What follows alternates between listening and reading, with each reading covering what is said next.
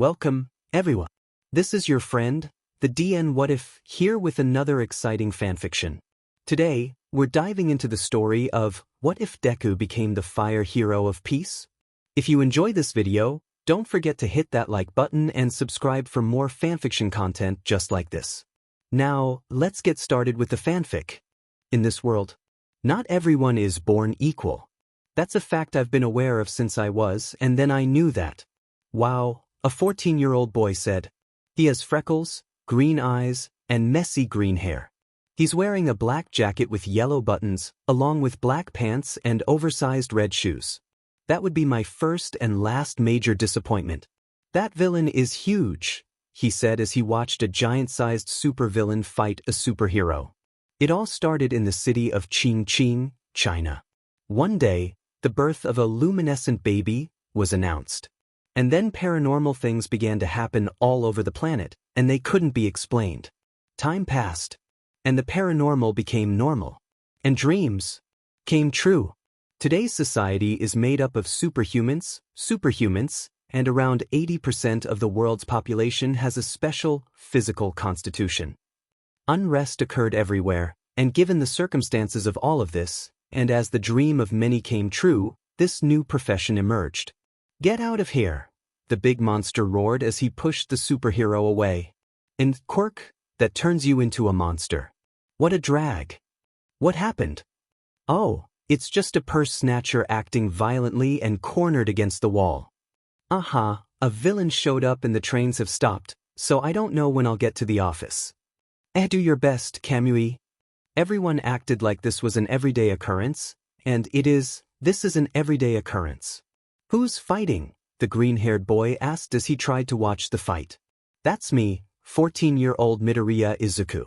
You've used your powers for evil purposes while citizens go to work, and you've committed a robbery causing serious damage, were the words of the hero fighting the monster, and said hero wore a blue suit with wooden arms, legs, and a helmet. You are the personification of evil. Wow, it's Kamui Wood, an increasingly popular young talent, Izuku said, showing great emotion. Come on, kid, you know about this. You're not a fan, said an adult next to the boy. No way, Izuku said, making a gesture to downplay it, but he was very nervous. Back in the fight, the now-known Kamui Wood raised his right arm toward the villain, and wooden beams began to emerge from said arm. Wait, I know that move, Izuku said while trying to remember. That's the preventive detention? Of intertwined chains, exclaimed the hero the moment he launched his attack on the supervillain. But that's it. Canyon, a supergiant woman, almost the size of the supervillain, suddenly exclaimed, kicking the villain hard, surprising everyone. As the number of paranormal phenomena increased, so did the number of crimes. And when governments found themselves hamstrung, the bravest people, resembling those comic book heroes, sprang into action. They kept the paranormal at bay and defended civilians from the evil ones. Very soon, thanks to public opinion, the heroes, after receiving certain civil rights, saw their professional activities officially recognized, and to compensate for their efforts, they received their salaries directly from the state and were cheered by the crowds. Titanic transformation, huh?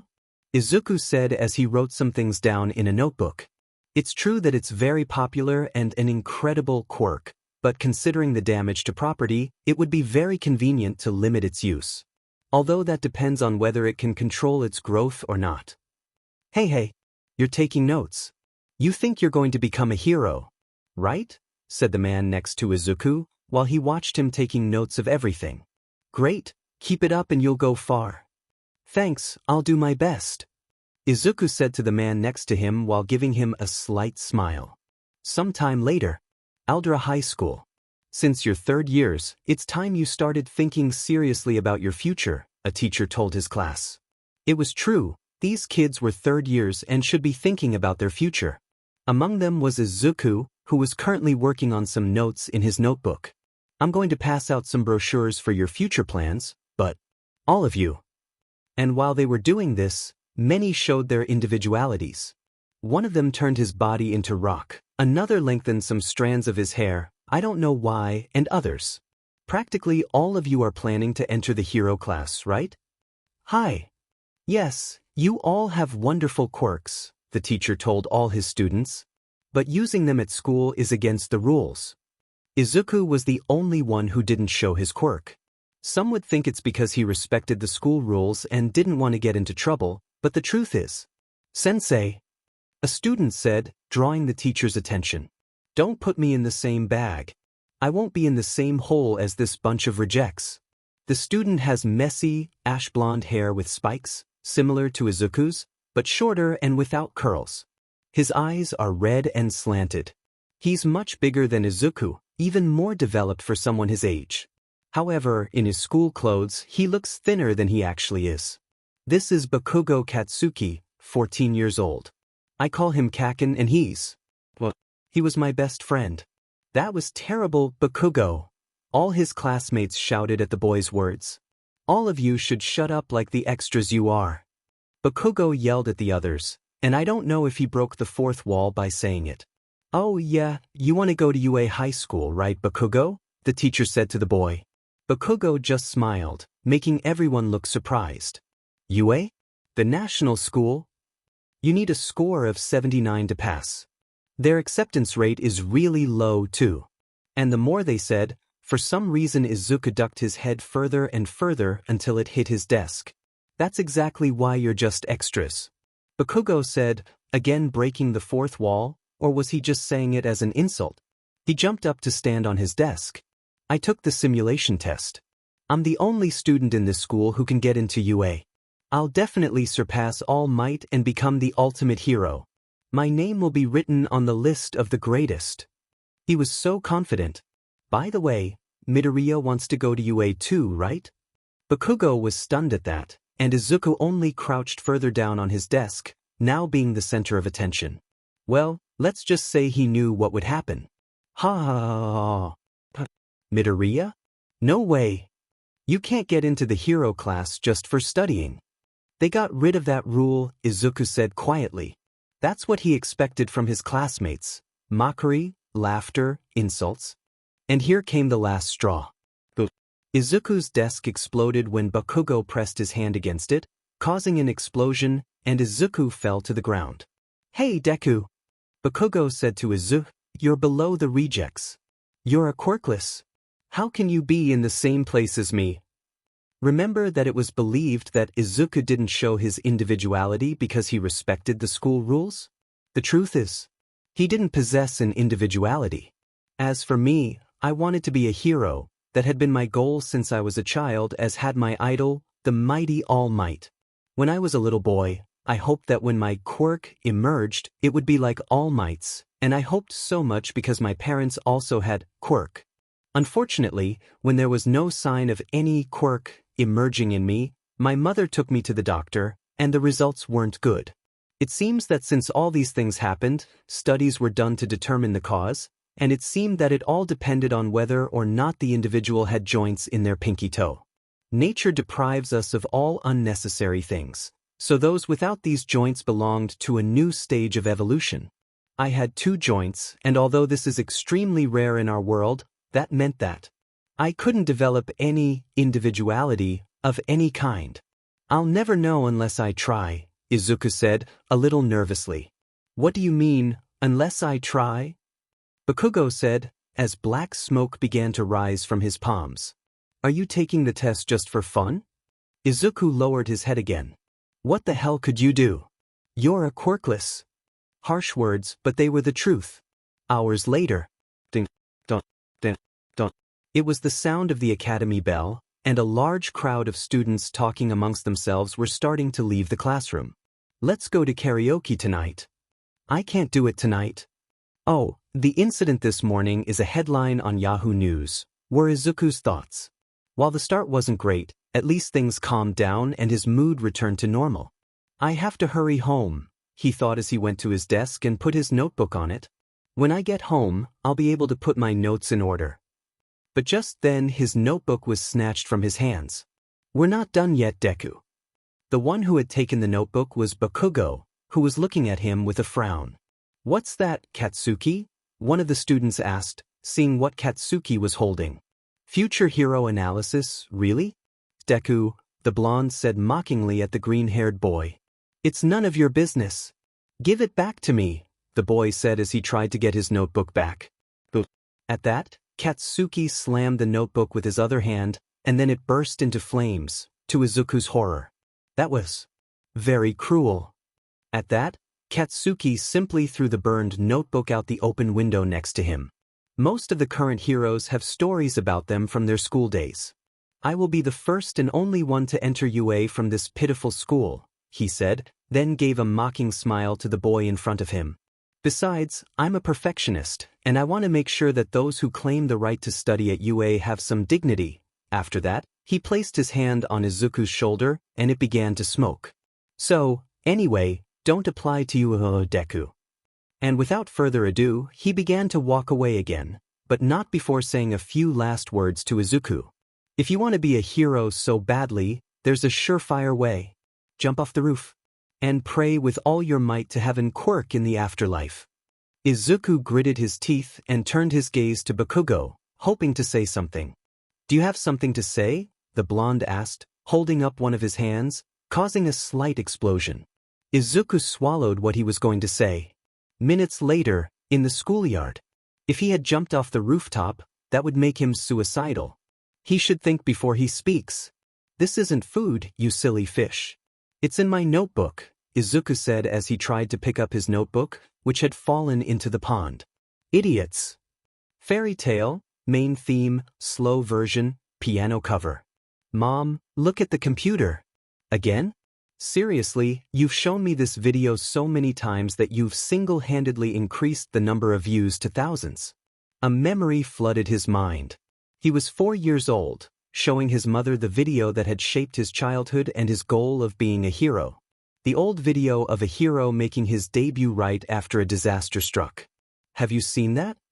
He just saved over 100 people and it didn't even take him 10 minutes. He's laughing out loud. You have nothing to fear anymore. Why are you asking? Because I'm here. That was it, what made him want to be a hero, to be like his idol, All Might. But we already know what happened next. You'd better forget that idea. Is something wrong with him? The other children in daycare have already manifested their individualities, but my son is the only one who hasn't. Look, generally, individuality manifests at age 4 and will be the equivalent of one of his parents. There's also the possibility that the result of said individuality is a hybrid of both parents' powers. When the paranormal began to spread, the results of major research brought to light an important discovery. It all depends on whether or not the individual had joints in their pinky toe, you understand? Nature deprives us of everything that is unnecessary, so those who lack these joints could be said to belong to a new stage of evolution. However, Izuku has 2 joints, and even though it's incredibly rare in our world, it means that it's quite possible he won't be able to develop any individuality. That same night, in his room, he watched the video on the computer over and over again. The results hadn't been very encouraging, but he still had hope. No matter what problems people may have, I'll save them all with a smile. Maybe I can be one too someday. He hoped for an answer that would encourage him, one that would make him feel supported. I'm sorry, Izuku, I'm so sorry. No, please. Don't say that, Mom. At that moment I needed you to tell me that. Right now, in the present, Izuku was walking through a tunnel on his way home. When I was a kid, I was determined to achieve it. Then he looked up at the sky. That's it. I'm not going to pay attention to what anyone says. I have to keep my head high and continue straight on the path I've chosen. But unfortunately, something bad was about to happen. Naruto OST 1, Bad Situation. At that, behind him, a villain made of mud began to emerge from one of the sewers. A possible dumpster, the villain said with a twisted smile as he looked at Izuku, who turned around to look at him and upon doing so, became terrified. At that, he launched himself at Izuku, but unfortunately Midoriya had no luck, as the villain caught him and began to enter the boy's mouth. Slowly he felt his breath fail him. Don't worry, I'll just take control of his body for a while. It'll only hurt for about 45 seconds, and then it'll disappear. I can't breathe, I'm losing all my strength. He thought as he began to lose all his strength, "I'm going to die. Someone help me," he thought desperately as he slowly lost consciousness. The mud villain thought he had everything secured, but, "I don't want to." And the mud villain began to feel a strong wave of heat coming from the boy's body, one that became more and more unbearable with each second. "What is this?" But just then, from the same sewer, a man emerged. "Don't be afraid, kid," said the man, drawing the attention of everyone in the room. This guy was very tall and blonde, whose design resembled American comic book heroes, with more shading than any other character. His hair was combed back except for 2 strands in front that stood out in a peak. He wore a white shirt that clung to his body, green pants, and black shoes. "I'm here," he said, clenching his right fist tightly. "Texas." Smash. He punched the villain hard, sending it flying off to the side and releasing mid-area. The villain felt the blow, too strong, just from the pressure of the air. While Izuku, even with what little consciousness he had left, managed to see who had saved him. Might. He fainted. A few minutes later, "Hey, kid, wake up," the hero said as he slapped the young green-haired boy's face to wake him up, and it worked, as Izuku was slowly beginning to wake up. "What?" Izuku said, suddenly standing up when he saw his idol in front of him. "It's good to see you're okay, kid. I'm really sorry, because you got caught up in my fight with the villain. I don't usually make mistakes like this, but hey, maybe I was a little careless being in such a strange setting away from the public. But hey, I must thank you because thanks to you I was able to catch him in this bottle," he said as he showed off a plastic soda bottle, and in it was the mud villain, although I had to drink the whole bottle in one go to do it. All Might, the real one. The authentic All Might in the flesh. The green-haired man thought, extremely impressed and overjoyed, seeing his greatest hero right in front of him. At that, Izuku reacted to the situation he was in and began desperately searching through his notebook. "Could you give me your autograph, please?" But what a surprise he got when he took his notebook and opened it. He has already signed it. And that was true, because he signed his name in large letters across the entire 2-page space. All Might. And with that, Izuku began to thank him profusely over and over again, but at that moment, All Might had to leave. He had to hand that criminal over to the authorities. "Really? But I have. You know, professionals must fight against time and evil," said the hero as he bent down to the ground to gain momentum, but Izuku still had something to do, ask him something, that said, "I hope I can continue counting on you." And he took a great leap. "Eha." Izuku had clung to his legs and went with him. "Dasha? What are you doing, kid?" asked the hero, seeing the boy stuck to his legs. "Hey, kid, don't you think you got a little carried away?" "Let me go," asked the hero to Izuku. "I can't, if I do, I'll fall and die." "Then why did you get on in the first place?" shouted All Might. "I have a lot of things to ask him, please." "Okay, understood. Now, close that big mouth and your eyes," said All Might while trying to find a place to land, but just then cough, cough, and some blood came out of his mouth. "DMN." Elsewhere, someone was starting to open their eyes. "Where am I? If it weren't for that DMN. But that guy and you're childhood friends, right? This time you've gone too far. It's his fault for crossing my path." 3 guys were currently walking through the city streets with no apparent direction. They were Bakugo and 2 others. "He was always an idiot who believed in dreams, ever since you were kids," Bakugo said with a sneer of disdain, seeing that stupid expression on his face again. "It's really gotten on my nerves," he said while squeezing the can he was holding tightly and making it explode. "And another thing. Didn't I tell you to stop smoking? If you see you with me, it could affect my record," he said this time, looking at those accompanying him. But then he noticed the nervous expressions on both of their faces, and one of them pointed at something in front of Bakugo. Look. Bakugo didn't know what was happening, but, "Great, a new container with an interesting quirk," said a monstrous voice behind him, and when he turned around he saw the mud villain who then caught him. Back with Izuku. All Might had landed on the roof of a building, and Izuku knelt on the ground, trembling. "Unacceptable. I only had to land to chat with a guy at the bottom of the social ladder, but oh well, I don't have time to waste, so I'm leaving. All Might said as he prepared to take another leap. Wait. No. I can't wait. But still, Izuku offered his question and opinion. Do you think someone without Quirk can become a hero? Can a person without Quirk become someone like you? And that seemed to catch All Might's attention. But then he felt something, and his body began to release some smoke. This looks bad, it. But Izuku didn't seem to notice. His eyes were all on the ground. Since I have no Quirk. Well, maybe that's not the reason, but others have always laughed at me. I don't really know why, but I've always been fascinated by this thing of being able to save people, and I look at his hands for a few moments. I want to save everyone with a smile that knows no fear. I want to become the greatest hero of all just like. And I look ahead where All Might was, but I get a big surprise. Where All Might was supposed to be, there is an excessively thin man. His blonde hair appears disheveled and ruffled, and the two strands fall framing his bony face. His eyes appear shaded, but the difference is that his blue pupils are visible. He's also wearing the same clothes All Might wore, but they're too big and baggy. Well, in situations like this, how can you react? You've become skinny. Huh.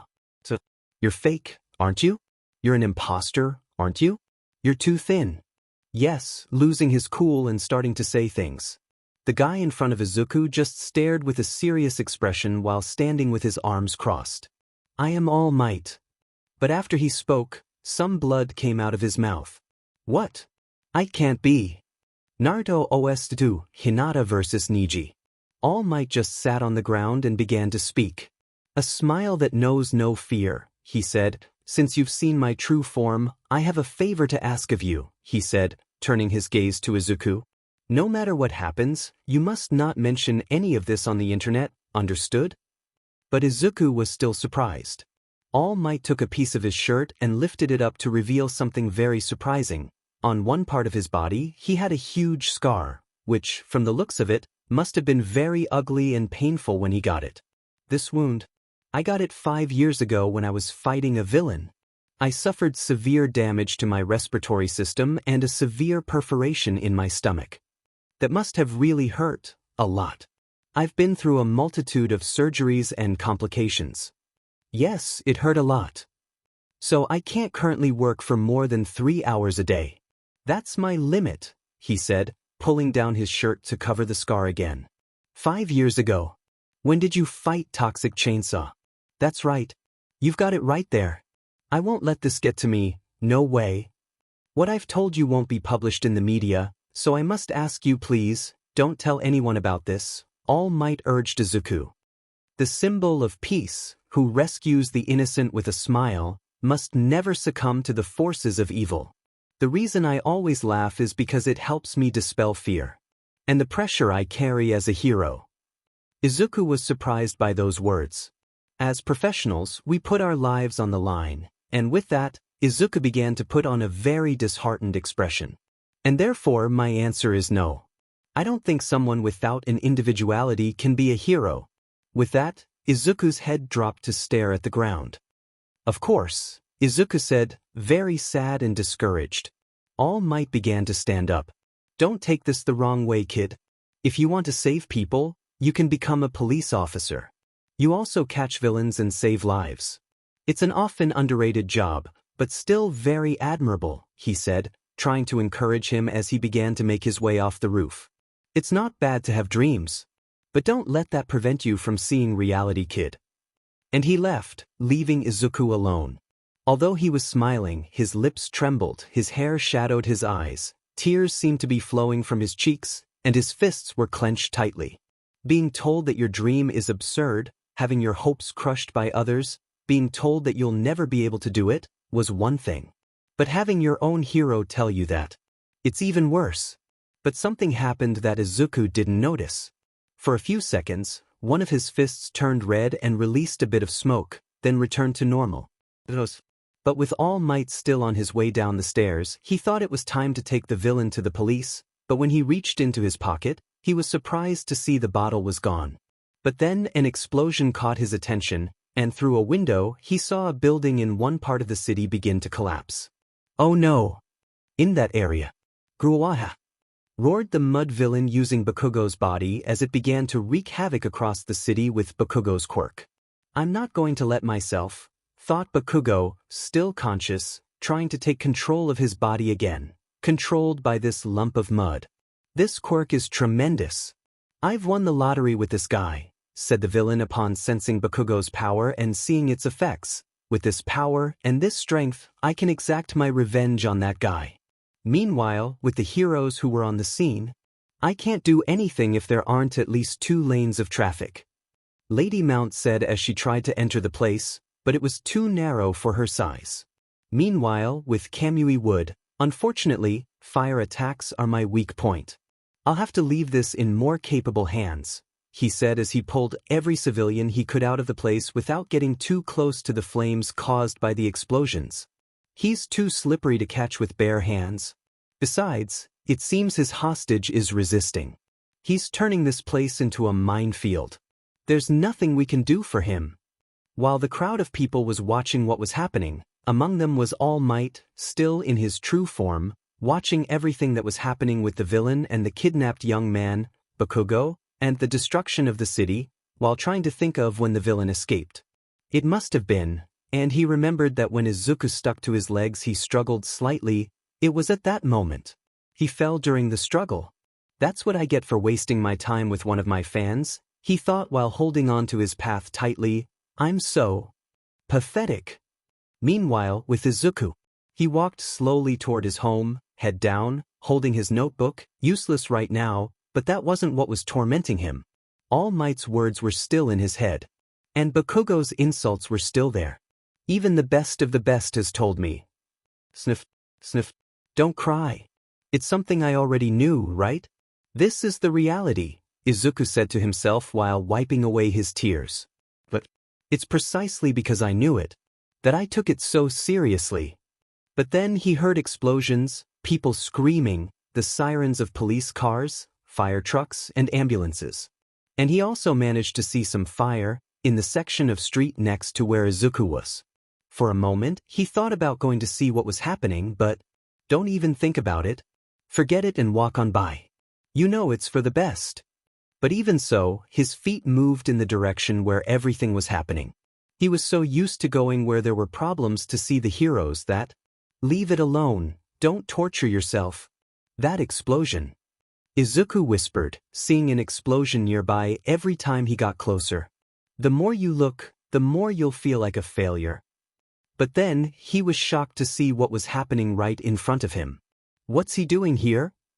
The mud villain, the one who had previously tried to take over his body, was right in front of him, a few meters away, destroying everything in its path. How was that possible?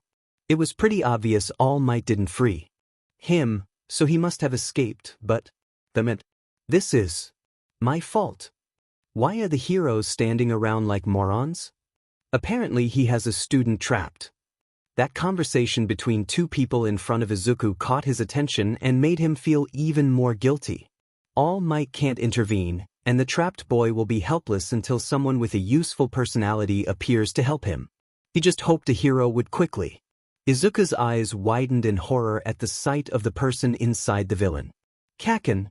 Boku no Hero Academia Ost, you say run."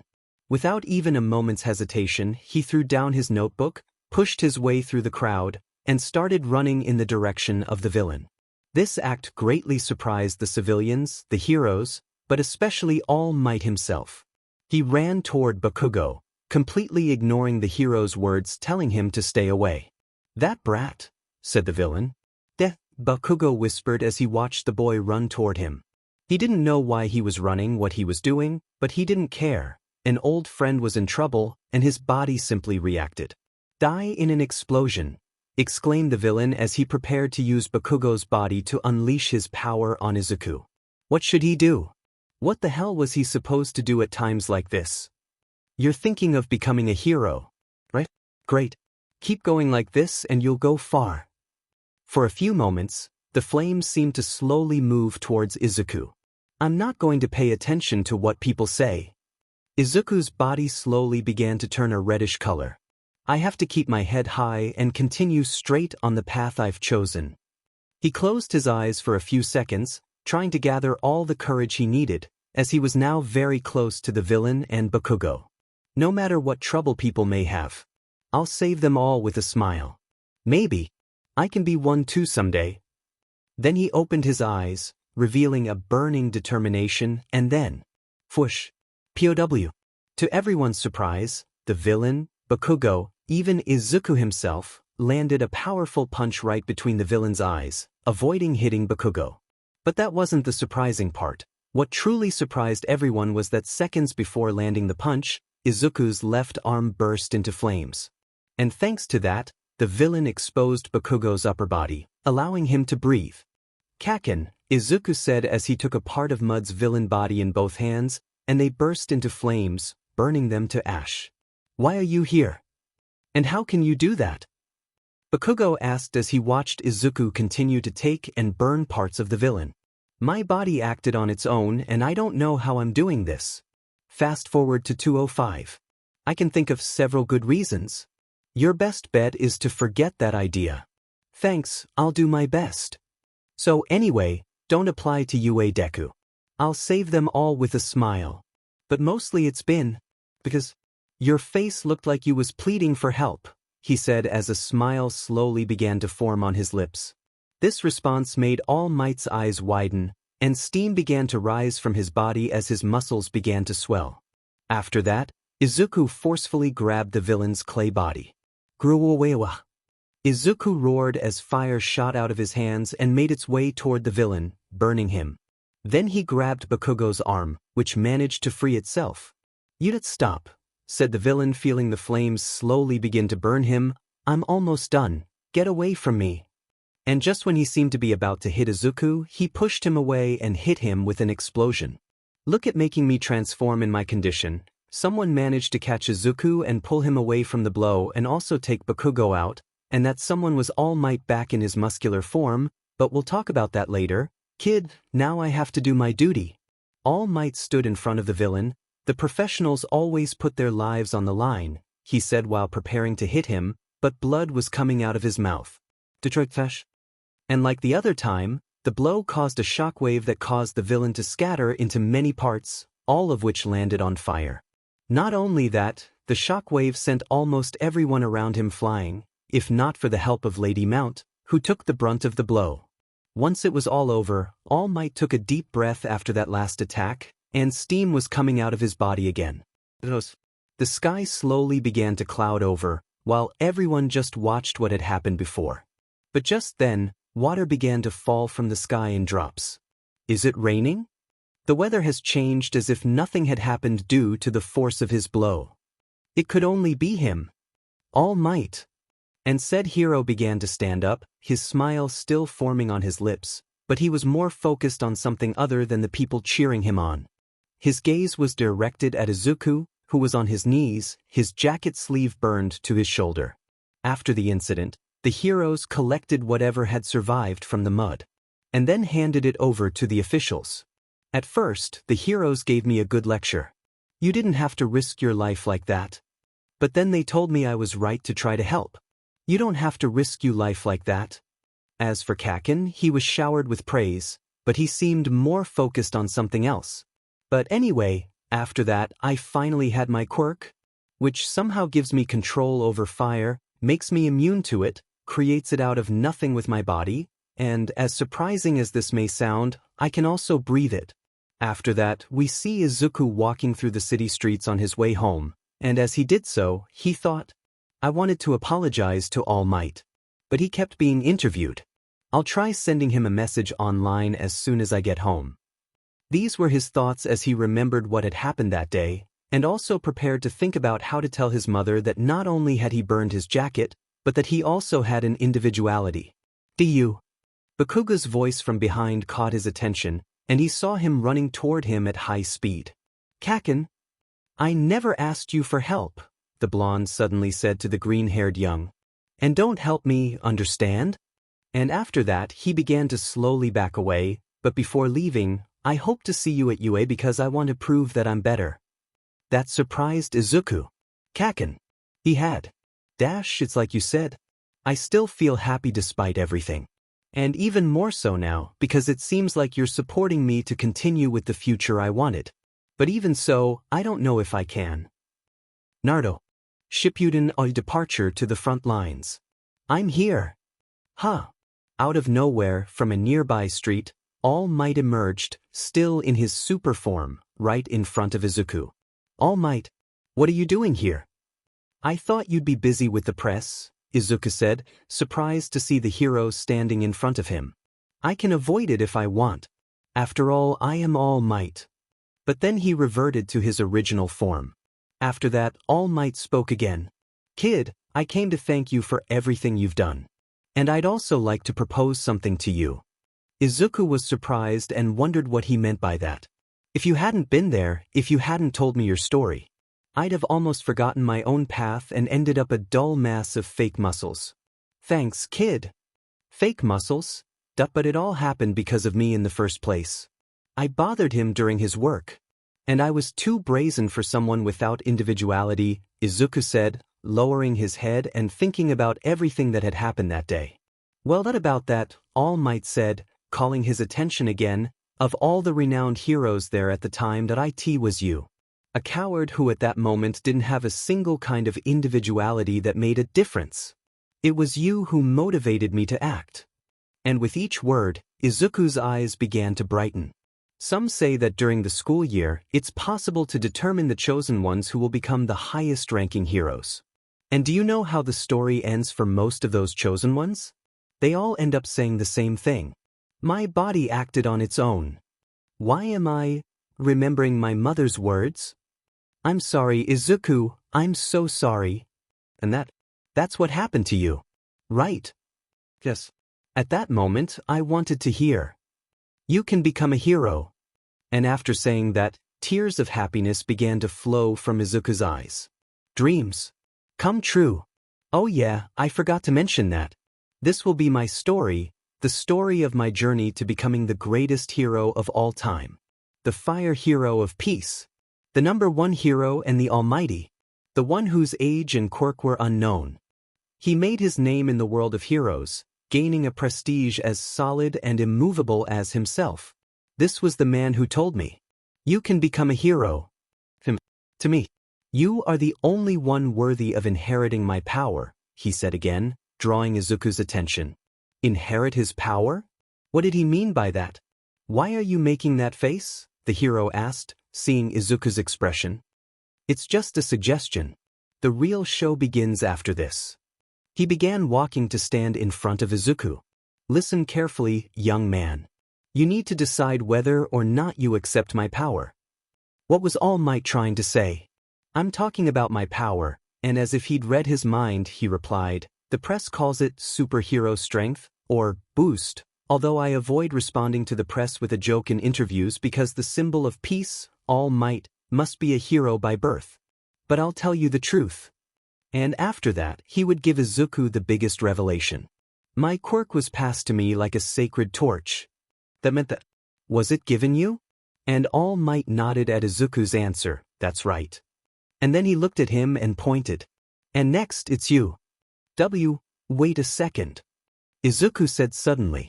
It's true that your quirk is always debated and is one of the greatest mysteries, but I don't understand what you're talking about, inheriting a quirk, or that you inherited it. I've never heard of that before, and it's never come up in any debate. Why is that? He then began muttering things under the gaze of All Might, who had a huge drop on the back of his neck at what he was seeing. It always starts with the negative, he thought as he listened to Izuku's mutterings. I hid a lot of things from you, but I'm not lying, All Might said, interrupting Izuku from continuing with his mutterings.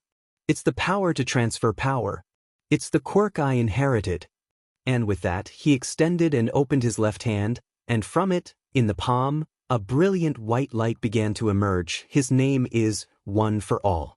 One for All, Izuku whispered, both impressed and amazed. That's right. A person cultivates power, and then passes it on to another. It's the crystallization of power that swirls alongside the voices of those who call for help with a brave heart. He closed his hand into a fist, his brains flashing. Why does he give me something so incredible and powerful? Why does he give me a quirk when I already possess one? Izuku asked, since All Might's description made one for all sound like a great power, one that shouldn't be in just anyone's hands, but rather in the hands of someone truly capable of using it for the good of others. I've been looking for a successor, and so I thought it would be good for you to inherit it. Because someone strong, who always had power, loses respect for it, but someone fragile knows the value of strength and knows compassion. Look at you, you acted even when you had no quirk, even now that you have your quirk you are still the same, and he gave a smile, that is precisely why I chose you.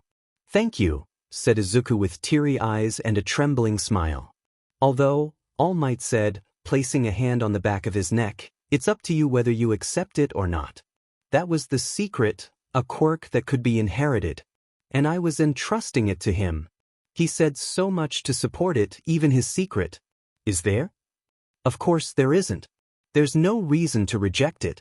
Izuku stood up, wiping away his tears, and then, with the most determined look he had, gave his answer without a hint of hesitation. I will. And that earned a smile from the hero. I knew you would. But it's no easy task to receive his power. Fire Hero of Peace Opening, the Hero Jam Project. Everything is dark, but right there, the image of a fist appears. Said fist slowly begins to turn reddish until it bursts into flames. Then, Izuku is shown from behind, wearing his hero costume without his mask and helmet. He then turns around, facing forward, then sets his right fist on fire and punches the camera. And then the title of the FIC appears, while behind it, the front of the academy can be seen. Fire Hero of Peace. 3, 2, 1. Kill shot. Uraraka, Momo, Bakugo, and finally Izuku appear. Sanju. Isho. Shiju Saikyu. Nandatenda? Furasudarishin or Watamaranai. The camera appears in a split shot of Izuku and Bakugo facing each other as children. It then changes to the two of them now facing each other, then each of them turns around in their hero outfits and throws a punch each. One punch. Gonho. Rensen Rensho. Or Wa Katsu. Sun and I Katsu. Asho. Now we focus on Uraraka touching a large rock so that it levitates, then dropping it, then Momo creating a metal staff, then spinning it around and hitting some villains. Then we see Izuku and Bakugo both launching an attack against some villains. While Bakugo created explosions, Izuku sent out a burst of fire. Power. Get power. Jiraiya Genkai made. The image of All Might fighting Nomu appears, then preparing a punch and throwing it, causing a large shockwave. Hero or Otatirakoya Kasai Nanti Hashiku Wanai Sa. Izuku leaps high, propelling himself with fire. He then focuses the power of one for all on his right arm as it bursts into flames, then punches 0 point through it. Hero Dakra Hito Shirizu Aku Tadako. Nobody knows who he is. The image now changes to the League of Villains attacking the USJ, which then breaks out into a fight between them and the students of 1A. Izuku is then seen running. Sora ui ashio seruteki or wasi o muki washernai. Izuku is now shown with his body engulfed in flames, one of his arms holding one for all, and a fierce glare at his opponent. Hiro Naraba Urajanaki Kakugo Shida Tame. Now his opponent is shown, Bakugo preparing a huge explosion in his left hand. Takuko Hiro.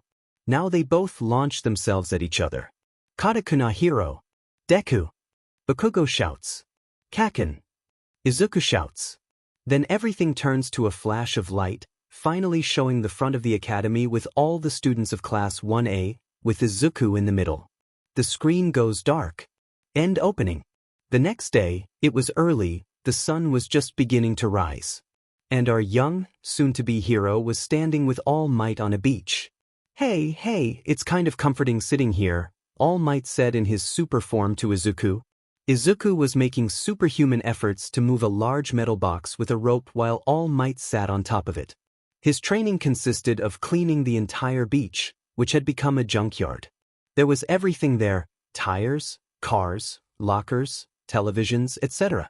His training consisted of cleaning the beach by picking up everything and moving it somewhere else. And well, right now it was almost impossible for him to move that locker with all might on it, when the hero weighed 274 kilograms. No, I lost weight. Now I weigh 255 kilograms, in this form of course. Well, right now, he wasn't the best user. His heart was where it should be, but his body was something else. One for all is the great physical strength that accumulates in a person when it's transferred. An unprepared body won't be able to fully inherit it. The result would be his limbs would separate and his body would explode. Just thinking about it freaks him out. That's why he's training his body, to make it capable of one for all. But he also does this because, as All Might and Izuku discovered, this beach has been like this for years, all thanks to the current that brings objects, and well, also thanks to the people who take advantage of this to throw or hide things.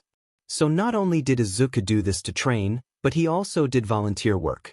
Restoring this section of the beach will be your first step toward becoming a hero, All Might said, encouraging Izuku to continue with this. Hurry up when things get tough. If you want to go to UA, you'll have to work really hard for it. After all, it's the strictest hero course in this world, All Might said as Izuku moved the locker again. Epic battle music of all time, released power, fairy tale. And so, the 10 months of hellish training began. You can carry that to the entrance.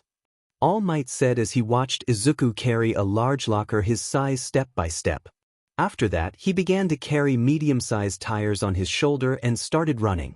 Depending on the size and shape, the muscles he have to use to lift everything are different. While at school, Izuku still had to attend classes, but he was very tired. The good side was that at least no one made fun of him anymore when they discovered he now had a quirk. But back to body training, Izuku tried to move large tires, but he also did other basic things, such as running, swimming, lifting weights, push-ups, pull-ups, and squats. Even at home, he ate a little more to have enough energy for training. But not only that, he was also studying to take the written exam once he went to UA.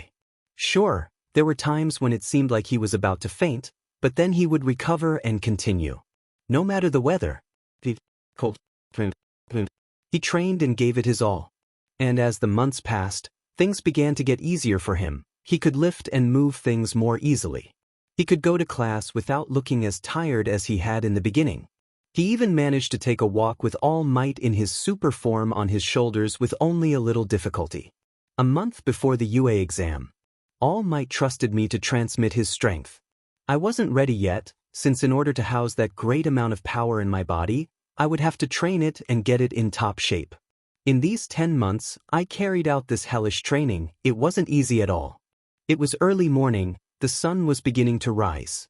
Just then, All Might, in his true form, was getting out of his truck from the parking lot and began walking toward the beach. But after that time, that great roar reached his ears as he looked up to see something surprising. Standing on a pile of extremely heavy metal scrap that ranged from tires, lockers, parts, or even entire cars, was Izuku, who was wearing his white sneakers and green sweatpants with white lines. He was shirtless, revealing his skinny but toned body, product of his arduous training. All Might began walking to the side of the pile of junk to see something that left him extremely surprised. Hey. The entire beach was completely clean. There was no trace of trash or junk, the sand was clean, and the water was free of any debris. You've even cleaned up outside where I told you to, really? The blonde said, very surprised. Oh my godness. All Might said, so that in a moment he would go from his skeletal appearance to his super-muscled self.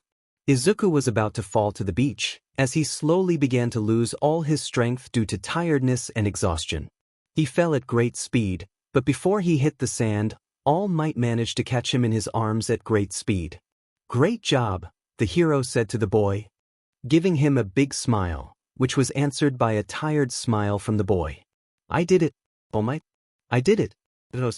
Yes, you surprised me, your coach. You're incredible, young Midoriya, he said as he stood Izuku up and then showed him a photo. Look at this, it's you 10 months ago, and in said photo, it showed the old Izuku, All skinny and without muscles. You did well, you really did well, he said, comparing the Izuku in front of him to the one before. You've become a great receiver for One for All.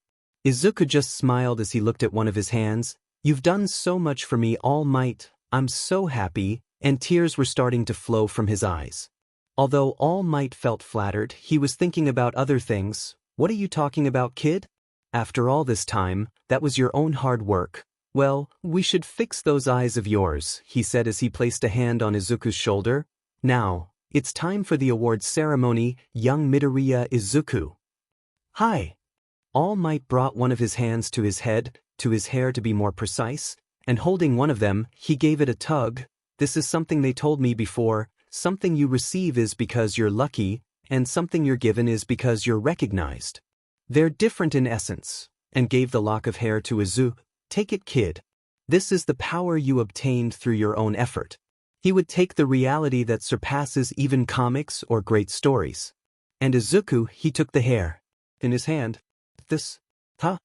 At that, All Might pointed at the pile of junk Izuku had collected. This wouldn't have been worth it if you didn't take my DNA. It's really different from what he imagined. And for no other reason, Izuku ate the hair. Eating one of my hairs will be the fastest way to assimilate my DNA. All Might explain the reason for this. I don't really feel any different, though, Izuku said, since after eating the hair, he didn't feel any change in himself. Of course not. Do you think your stomach is made of tissue paper? At most, I'd give it about 2 or maybe 5 hours for the effect to start taking effect, All Might said as he watched Izuku start to put his clothes back on. Just don't forget, kid, you're a worthy heir and vessel of the power, but that's barely there. This last bit caught Izuku's attention. You're a hasty build, so to speak. You haven't assimilated my power yet, so you'll probably have repercussions when using it. Luckily, you have another month before the exam starts. Maybe the repercussions won't be so bad by then. But I'd also recommend training your own quirk, as it also helps in your life. Izuku was already dressed, had his backpack ready, and was about to leave. Thank you, All Might. I really appreciate it. One more thing, he said, making Izuku stop. When you use One for All, clench every muscle in your body tightly and scream from the bottom of your heart. Sometime later, Izuku was currently in the park near the beach. The boy was sitting on a bench while writing some things in his notebook. All Might had told me to train with my quirk too. And to be honest, many people said my quirk was new, since no one could do everything I can. Let's see, I have to figure out what I can and can't do with my powers, he said as he raised one of his hands just as it caught fire. Izuku stood up, starting with the most basic things. He knows very well that he can produce fire from his body at will and manipulate the fire around him, but the question was, how could he do it? Taking off his jacket, leaving only his shirt, he raised his left hand slightly and, concentrating, summoned a flame. He observed said flame for a few moments, then used his mind to mold it into a sphere, which he then extinguished.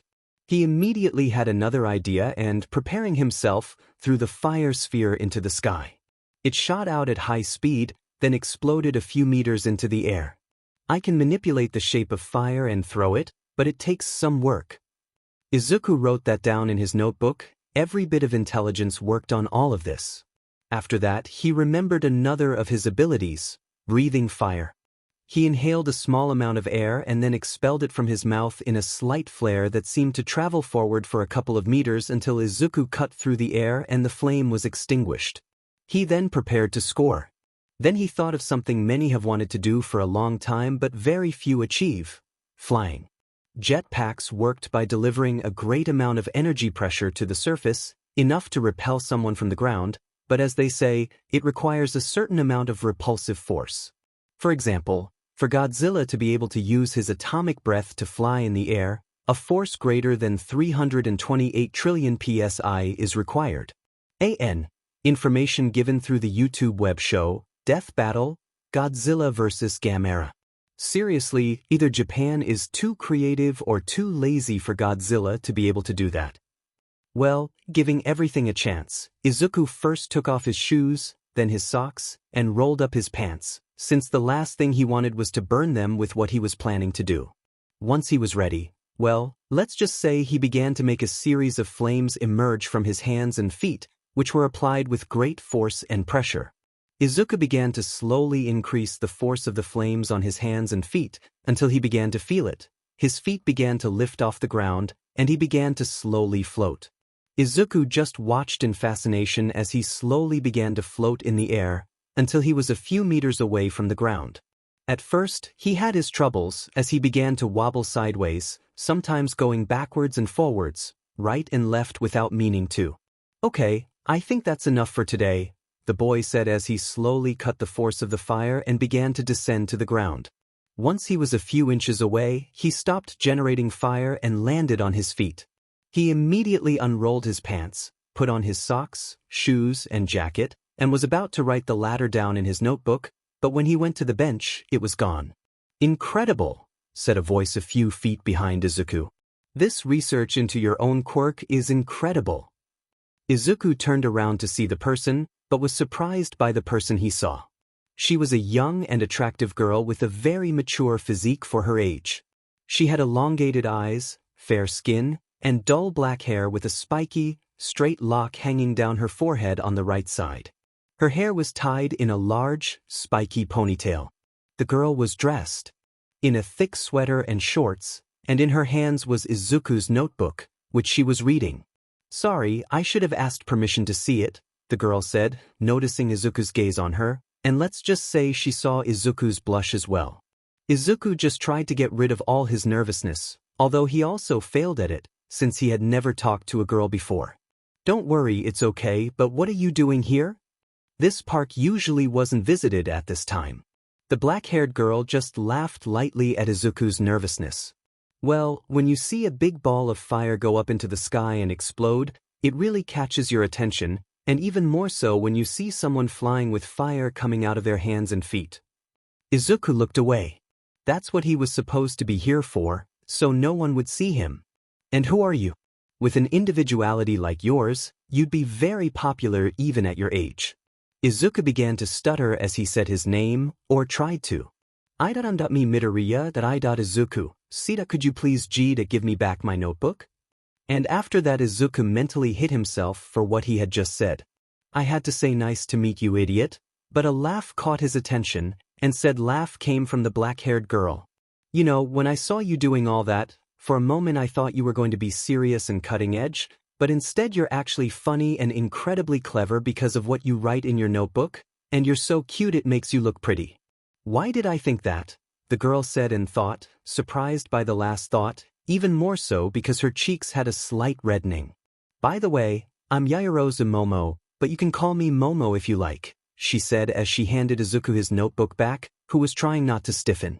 Thanks, Momo-chan, Izuku said as he took it and put it in his backpack. Let me give you some suggestions for using your quirk. Sure. Well, first, I think you could shoot fire bullets that hit the enemy through your fingers, also create a column of fire that protects you from direct attacks, and if possible, you could also create weapons with it. And with that, Momo began to give more and more ideas, and Izuku, amazed by all the ideas, took out his notebook again and began to write everything down. Momo was very smart and creative. By the way, what were you doing? Momo asked. Training for the UA entrance exam for the hero course. You too, Momo said, to Izuku's surprise. I'll also be taking the entrance exam for the hero course. That's great, Izuku said happily, but he still couldn't stop stuttering. But then an alarm went off on her cell phone and she saw the time, which was currently 9:30 a.m. Ding. Sorry Momo-chan, I have to go, he said while putting everything away and then ran out. See you later. Okay, Izuku, said Momo saying goodbye to the boy. He really is quite cute and tender, she thought while her cheeks turned red. I hope we see each other at UA. And without further ado she also left. A month later. I did it, Izuku said as he looked at the large UA Academy campus in front of him. Today, I'm taking the Academy entrance exam. Izuku got up very early and ran out of his house with everything he could, finally making it to the academy. Move over, Deku, a voice said behind him, and when he turned around he saw Bakugo walking slowly in his direction. Kaken, he said simply, and surprisingly enough, he was being nice to Izuku. Good morning. Let's do our best, Izuku said as Bakugo walked past him. Hey, that's not Bakugo Katsuki, the one who was captured by a villain. Oh, it's him. But look at the other one, he's the one who hit him and burned him. Double awesome. Since that day, both Kakin and I had become somewhat popular, and we hadn't had much interaction since then, except in class, but then it was only because we were classmates. And without further ado, Izuku headed straight for the entrance. It's the first step to being a hero. But, unfortunately, as he took the next step, he tripped and began to fall to the ground. But then, he noticed that his face hadn't yet touched the ground, and upon closer inspection, he saw that his body was slightly suspended from it. Are you okay? A voice asked next to him. Izuku quickly stood up and saw the person next to him. She was a thin and slender girl. She has fair skin, large, round brown eyes with short eyelashes, and straight, shoulder-length brown hair that is parted into 2 long strands on the sides of her face, with a slight wave at the back. She also has small pads on top of each of her toes, similar to the pads on an animal's paws. She has a slight blush below her eyes. That was my quirk. Sorry for using it without warning, but it would be bad if you fell, don't you think? The brown-haired girl said with a cute smile. You're nervous, aren't you? Ah. Let's do our best. See you. And without further ado, the girl ran off toward the doors, leaving a surprised and stiff Izuku behind. I talked to another girl. Although technically it was only her who spoke, it still doesn't erase the fact that he'd already talked to a girl before, and that was Momo. Izuku, and speak of the devil. Right behind him came Momo, running toward him with one of her hands raised in the air, waving at him. Hello, Momo-chan, Izuku said, waving back as the girl stood in front of him. It's nice to see you again, Momo said as she hugged him. It's also a pleasure, said Izuku, between nervous and blushing when he felt Momo hug him. Let's give it our all, what do you think?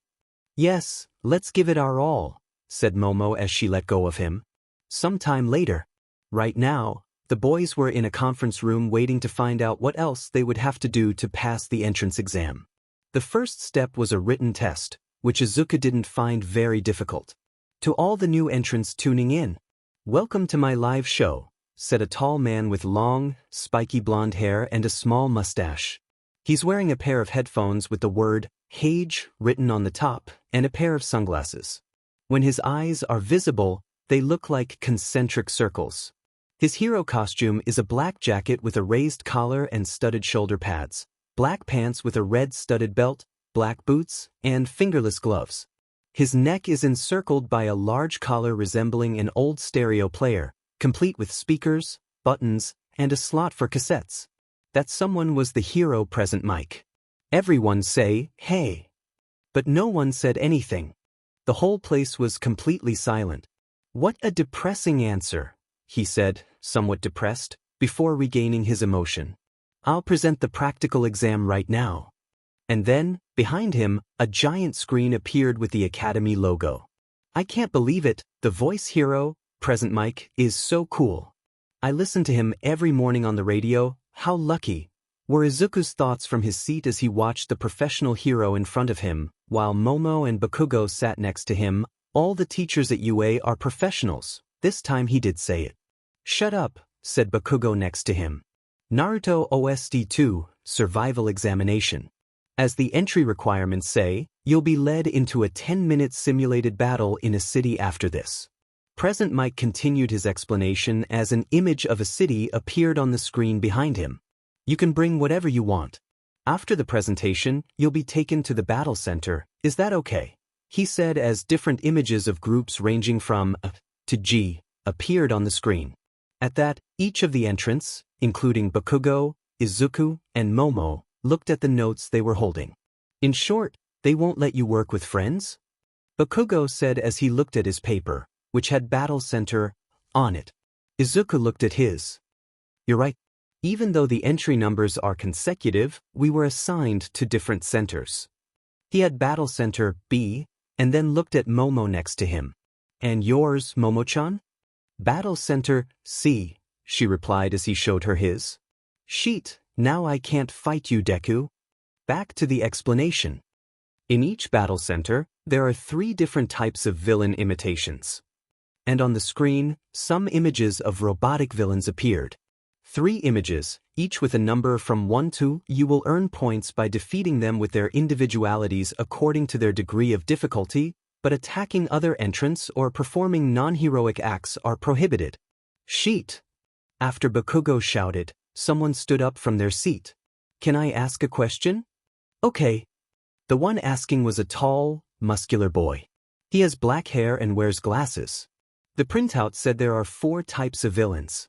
If it's a printing error, then UA, the best school in Japan, should be ashamed of such a silly mistake. While saying this, he pointed to the printout on the sheet, which actually listed 4 villains, not 3. We freshmen are here first and foremost because we want to become exemplary heroes. Then he turned around to look straight at Izuku. And you, the one with the curly hair? Me, Izuku said, pointing at himself. You've been whispering the whole time, it's distracting. If you're here for a pleasure trip, then you should leave. But I've barely said anything, Izuku thought, his voice heavy with emotion. Compared to his usual whispers, this time he only said a few words. At that, Present Mike tried to lighten the whole place up. Well, newcomer number, thanks for the message. At that, the image of the 4th villain appeared on the screen. The 4th villain has a 0-point value, it's more of an obstacle. There's 1 in each battle center. An obstacle that would go crazy in close quarters. It's not impossible to defeat, but we don't see the need to do so. My recommendation, try to stay away from him. Thank you very much.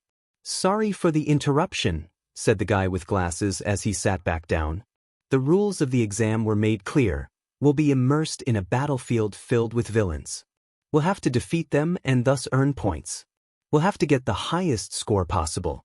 I don't know about you, but this feels like a video game, or maybe it's just how the simulation on the screen played out. That's all I have to say to you young entrants. Present Mike said, about to end this. Finally, I'll give you a gift. The school motto is, go beyond the limit. Plus ultra. It means giving more than 100%. Now, prepare for the main event.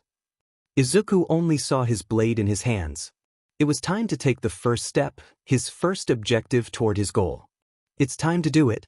Time to give everything I've achieved in my training with all might these past 10 months. I will become the hero I dreamed of being. Fire Hero of Peace, ending Hitori Jine, Dean. The camera focuses on UA Academy on a peaceful and beautiful morning as always, with the sun shining brightly, making for a beautiful day. Jibin Kate and I omoi kond. Urame and I drew kodo yoku aru kido. Ikite yukitai kyo yori ashide. Now Izuku appears, walking calmly away from the academy while behind him flashes of his life, from his childhood dream of being a hero, to when he was told he probably wouldn't have individuality, shattering his dream for the time being, and how he was bullied at school. Hito no nakada nani wa motomi oikikitenduro. Kotoba dake jaya wakari izu kizutsukite namai dashida. Magakiba emo gaku hodo kataku wasamyuteta. Now the images change to his teenage life, Bakugo's insults, when he was caught by the mud villain, his encounter with All Might, how he saved Bakugo from the mud villain using his awakened individuality, and when All Might told him, you can become a hero. Hitori Jaya nai kimi jiyum ni kawayuku. Mukai kaze emo haraba takru where tiido cure. Now it changes in his training to be the vessel for one for all, how he never gave up, how he kept going, how he managed to finish his training while roaring standing on the pile of garbage, his subsequent training with his individuality and finally his encounter with Momo and later with Uraraka. Itatsu and Einer. Futari Koko made Kita Kodo Jie. Now it switches to the UA admission practical test while destroying some villains. Then the 0 points appears and Uraraka is trapped in one of the debris, then launches herself at it and defeats it, then at home receives the letter from UA accepting him into the academy. Boku no Yuki no Hashidaka. Kawari Tsuzuketeru Kono Sekaida. Finally everything ends. Izuku turns around to see that behind him, in the academy, were all his classmates from class 1 and, along with the senseis, All Might, his mother, his friends, greeting him and smiling at him. Then the camera changes course to look at the sky with the bright sun, and in it appears the image of both Izuku and his friends as heroes. An ending. Dragon Ball Kai OST 133, next episode preview. Hi, I'm Izuku. The entrance exam for UA Academy, the famous school that gave birth to many professional heroes, has begun. Izuku's voice was heard as many of the applicants were shown fighting villains. Leaving the written exam behind, will I be able to pass it? Izuku was shown destroying some villains with his fiery individuality. Let's do our best in the entrance exam, Uraraka's voice said, showing an image of her concentrating. Who are you? Izuku was now shown leaping with a fiery boost toward 0 points. The next episode of Fire Hero of Peace will be UA Entrance Exam, the true meaning of being a hero. Plus Ultra. And also UA Academy, the hero course. A training school for those who want to earn the qualifications necessary to become a professional hero. Among similar courses in the country, this is the most popular and the most competitive, with an acceptance rate of 1 in 300 each year. One of the heroes who had rejected the National Honor Award, one of the best heroes, All Might. The hero who has solved the most incidents in history, the Fire Hero Endeavor. The winner of the Best Genist Award for 8 years in a row. Best Genist. Graduating from UA was a requirement to be a hero, and many would take the entrance exam to enter the academy. And I, too, will take the entrance exam to UA.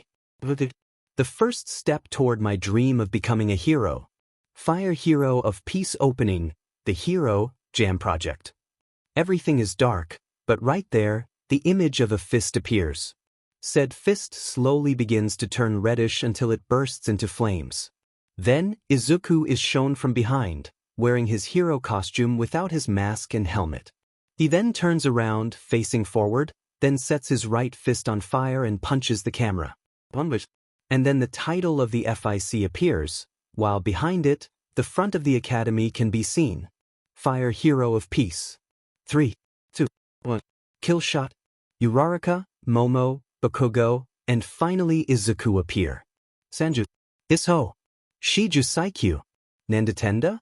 Furasudarishan or Watamaranai. The camera appears in a split shot of Izuku and Bakugo facing each other as children. It then changes to the two of them now facing each other, then each of them turns around in their hero outfits and throws a punch each. One punch. Gonho. Rensen Rensho. Or Wa Katsu. Sun and I Katsu. Asho. Now we focus on Uraraka touching a large rock so that it levitates, then dropping it, then Momo creating a metal staff, then spinning it around and hitting some villains. Then we see Izuku and Bakugo both launching an attack against some villains. While Bakugo created explosions, Izuku sent out a burst of fire. Power. Get power. Jiraiya Genkai made. The image of All Might fighting Nomu appears, then preparing a punch and throwing it, causing a large shockwave. Hero or Otatirikoya Kasai Nanti Hashiku Wanai Sa. Izuku leaps high, propelling himself with fire. He then focuses the power of One for All on his right arm as it bursts into flames, then punches 0 point through it. Hero Dakra Hito Shirizu Aku Tadako. Nobody knows who he is. The image now changes to the League of Villains attacking the USJ, which then breaks out into a fight between them and the students of 1A. Izuku is then seen running. Sora Ui Ashio Seruteki or YC Omuki Washernai. Izuku is now shown with his body engulfed in flames, one of his arms holding One for All, and a fierce glare at his opponent. Hiro Naraba Urajanaki Kakugo Shida Tame. Now his opponent is shown, Bakugo preparing a huge explosion in his left hand. Takuko Hiro. Now they both launch themselves at each other. Katakuna Hiro. Deku. Bakugo shouts. Kaken. Izuku shouts. Then everything turns to a flash of light, finally showing the front of the academy with all the students of Class 1A, with Izuku in the middle. The screen goes dark. End opening. Right now, Izuku, along with a large group of new students, was standing in front of them, a large gate with a fake urban city inside. What's this? It looks like a city. Do they have more than one of these on campus? UA is amazing. Everyone was wearing sweats, including Izuku, who was extremely nervous right now, still remembering the instructions for this part of the exam. They had previously taken a written exam, where Izuku had gotten one of the highest scores, but then everyone was gathered in a conference room to be given instructions for the next exam. They would be sent into a fake urban battle. The whole thing would last about 10 minutes. During that time, there would be 3 types of villains they would have to fight, and if they defeated them, they would earn points, which would depend on their difficulty level. Test battles, Izuku said after calming down a bit, but the nerves remained where they were. He looked around at everyone and saw that they all seemed to not have a single hint of nervousness. How can they all be so confident? Aren't they nervous? They even have equipment that matches their individuality, he thought as he looked at everyone and also saw that some had equipment, whether mechanical or homemade, to help them. He wished Momo was there, it would be a little safer and easier for him in a way. But just then, as he continued looking at the others, he ran into someone else a couple of meters away. A girl he'd run into before was standing there. That's the girl I met at the entrance to the academy. He thought, very surprised at that last bit. So they assigned her to the same area as me, he continued thinking as he remembered how he'd met her. And right now, she was standing there a couple of meters away, taking breaths to prepare herself, and he had to admit she was very beautiful and adorable. His cheeks reddened at the thought. Maybe I should go thank her for help me, he thought as he started making his way toward the girl. After all, even if it's small, help should be appreciated. But then he felt a hand placed on his shoulder. That girl seems to be concentrating and preparing herself. When he turned around, he realized who had spoken to him, and it was the boy with glasses from last time. Him too. What are you trying to do? The boy asked Izuku, did you take the entrance exam to interfere with everyone? Oh. No way, I was just going to thank you for helping me earlier at the entrance. Isn't that the boy who almost tripped at the entrance? Isn't he the one who got scolded? At least we have one less rival to worry about. I doubt it. As far as I know, he's the fire boy from the incident with the mud villain 10 months ago. While everyone around them began to speak their minds, let's just say the moment of truth had arrived. Fairy tale, invoke magic. Okay, let's get started, came the voice of one of the teachers through megaphones all around, calling the attention of all the challengers. What's going on? There's no countdown in real fights. Run, run, death awaits you. The moment the gates opened and everyone started running toward the fake city. Izuku wasn't far behind, as just as he started running, he put his hands behind him and they started creating fire, which boosted his speed and caught the others. After that, Izuku was the first to enter and started running in a different direction. Izuku, calm down, I can do it myself with all might, were his thoughts as he continued running. After starting to advance throughout the place, and when he reached one of the walls, one of the enemies came out, a robot which he managed to identify as the first point. Target located, said the robot upon noticing the boy's presence and then advanced towards him. Delete. Hey, it was time. Izuku began to run towards the first point at high speed, and just as the artificial villain unleashed a blow, Izuku managed to duck and then set his right fist alight. Burning blow. And he delivered a strong punch to the robot's chest, destroying it. I already have 1 point. But at that, he felt a tremor all around him, and when he looked around, they were surrounded by several villains. I don't know if this is good or bad luck, he thought as he looked at all the villains around him. Immediately, one of the 2 points shot towards him, but Izuku was faster. Meteor burst and delivered 100 fire blows to the villain, turning him into rubble. Seizing the moment, another one went forward to attack him, but at that moment, Izuku managed to jump and set his foot on fire, but not enough to burn his shoes and pants. Guillotine kick, and kicked him in the head, causing him to crash to the ground. But he soon saw that now they were all coming towards him at the same time. Izuku puffed out his cheeks as much as he could to do so, and then, Dragon Roar. He let out a great blast of fire from his mouth, which went towards all the villains, who burned until their circuits were destroyed and they fell inert. Izuku took a few deep breaths to recover. I think that gives me 27 points. 6 minutes and 2 seconds left. Present Mick's voice was heard throughout the room. and Izuku only managed to run outside to continue with the exam. As he ran, Izuku encountered some villains and defeated them with his fire powers. But of course, he wasn't the only one doing so in this exam. As he ran, he could see how some of the others defeated the villains in different ways. The girl from before, whom he ran into at the entrance, touched the villains, and then they levitated a few meters off the ground. Then she brought her fingers together, and they fell to the ground, destroyed. 28 points, the girl said in a shaky voice as she took a few breaths. Then, the boy with glasses moved at great speed thanks to tubes protruding from his calves, which he also used to kick them hard. 45 points.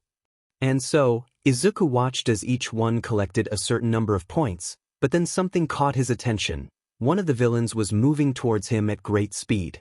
In a swift movement, Izuku raised his left arm and, manipulating some of the fire surrounding the machines, created a barrier of fire that protected him from the attack and finished off the villain. 40 points, Izuku said as he finished him off. Meanwhile, somewhere else. Naruto OST 1 Glued State. In a room, the entire exam and the performance of all the students were being monitored, and in that room were all the teachers from UA Academy. In this practical exam, the examiners don't report how many villains there are or where they are, said the Academy director. There's a limited time to cover this area. They have to know where they are. At that, they looked at a screen and saw a guy with 6 arms standing on top of a building, surveying the entire place, gathering information to understand the situation before anyone else. Then they saw the boy with glasses moving at high speed. Mobility can be used in many ways. And then they saw a blonde boy with a carefree look destroying a villain with a laser beam, which came out of his navel, the criterion for being able to stay calm in any situation. And then an image of both Izuku and Bakugo destroying villains with great precision, using their individual abilities and pure combat skill. These basic skills are necessary to maintain peace on the streets, and they are points taken into account. Doesn't this year's group look promising? Asked one of the teachers, who was a woman. Well, we can't be sure yet, said another of them. And then a button appeared on one of the boards, and said button was a red button. Nothing good ever comes from a red button. Right? The real test is yet to come, he said as he pressed it. Back at the exam, there was a great tremor as a large smokescreen rose, drawing the attention of all the students, who stopped. Out of nowhere, in the middle of where everyone was, a huge robot emerged, much taller than all the buildings. Izuku stared at the large robotic villain, and then he remembered what Present Mike had said in the lecture hall. An obstacle that would go berserk in closed spaces. It's not impossible to defeat, but we don't see the need to do so. My recommendation, try to stay away from it. Is that the obstacle we were told would appear on the exam in front of everyone? It's absurdly gigantic. Why the hell is it worth 0 points? Imminent annihilation, said the villain as he punched the ground, creating a large curtain of smoke and wind that nearly swept everyone away. After that, everyone started running while the 0 points began destroying things, and some debris from the buildings being destroyed fell to the ground, almost crushing the others if it weren't for Izuku throwing some fireballs that destroyed them. An overwhelming threat, said a teacher's voice from the room, and that voice was All Might's. How people act after seeing our true nature. Everyone was still running. Izuku was the only one staying put while destroying some of the falling debris. What is this? A joke. I had to run. But if I did, some people would get hurt. That scream caught Izuku's attention, and he slowly turned around to see something, or rather someone. The girl at the entrance was trapped, one of her feet trapped under some rubble, and the 0 points was getting closer and closer to her. Izuku just stood there watching as the girl struggled to get up and remove the rubble from her foot with great effort. But since you were about to fall, I thought it would be a bad omen, didn't you think? He remembered those words as he watched the girl still on the ground and the 0 points approaching. She had helped him at first. Perhaps it was a small thing for some, but helping someone no matter the situation was admirable, and it was time to return the favor. Boku no Hero Academia OST 01, Yusei Run theme song, plus Ultra, player at 205. Izuku immediately ran towards the girl and the 0 points, drawing the attention of everyone present and those in the room. There's no merit in taking down that villain, All Might said, drawing the attention of everyone in the room. But it gives you the opportunity to. At that, Izuku bowed, just as his feet were engulfed in flames with great force and pressure, sending him soaring upwards, straight into the robot's face. It's worth noting that this surprised everyone as they saw him fly. To shine and rise to the surface, All Might continued, smiling as the boy's actions hit him, while the others only looked on in interest. Izuku clenched his right fist tightly. The power of One for All was building in his fist, and the power was so immense that the sleeve of his jacket was shredded as he once again remembered All Might's words. When you use One for All, clench every muscle in your body hard. And scream from the depths of your heart. Whoosh! Izuku's arm was engulfed in flames just as he was about to throw a punch. Smash! POW. Izuku closed his eyes as he threw the punch, feeling the impact for a few moments, then feeling nothing. When he opened his eyes to see what had happened, he saw nothing at all. Confused at first by the lack of the giant robot, he looked back to get a big surprise. It had pierced the robot, completely destroying it, turning it into nothing more than a pile of scrap falling apart piece by piece. Everyone was very surprised, even Izuku himself, as they watched the destructive power the boy possessed, unconcerned about the debris currently falling to the ground, as they were still trying to process everything that had happened. The boy with glasses looked at Izuku with a look of shock, while the girl looked extremely surprised and with a blush on her cheeks. "That's it," All Might said with a smile upon seeing the result, and even more so at the faces of the other teachers. "The most important quality of a hero has been raised from the surface. The spirit of self-sacrifice." 1 minute left. While Izuku, even from the air, also impressed by what he had done, only had a few thoughts. It was the same situation as when I tried to save Kaken. He thought while remembering the incident 10 months ago with the clay villain, but it's different, this time. "But that's it. Ajij," he screamed as he felt a terrible sensation of pain in his right arm, and this sensation made him lose concentration and the flames at his feet went out, revealing his bare feet as his shoes and socks were burned along with part of his pants. As he fell, Izuku turned his gaze to his right arm and was greatly surprised to see it. His entire arm, from his fingers to his shoulder, was a reddish and stiff color. He could feel it and move it, but when he did, it gave him a terrible sensation of pain. "Just don't forget, kid. You're a worthy heir and recipient of the power, but that's barely enough." All Might's words from a month ago came to Izuku right then. "You're a hasty construction, so to speak. You haven't even assimilated my power yet, so you'll probably have repercussions when you use it. Luckily, you have another month before the exam starts. Maybe the repercussions won't be so bad by then." "I see. This is the repercussion. My body hasn't yet adapted to the power, so it will cause a great deal of pain in my muscles when I use it." Izuku just watched the ground coming closer and closer to him. "Come on, I can use the fire on my feet and left hand to keep floating and land on the ground." Izuku thought of a way to land safely.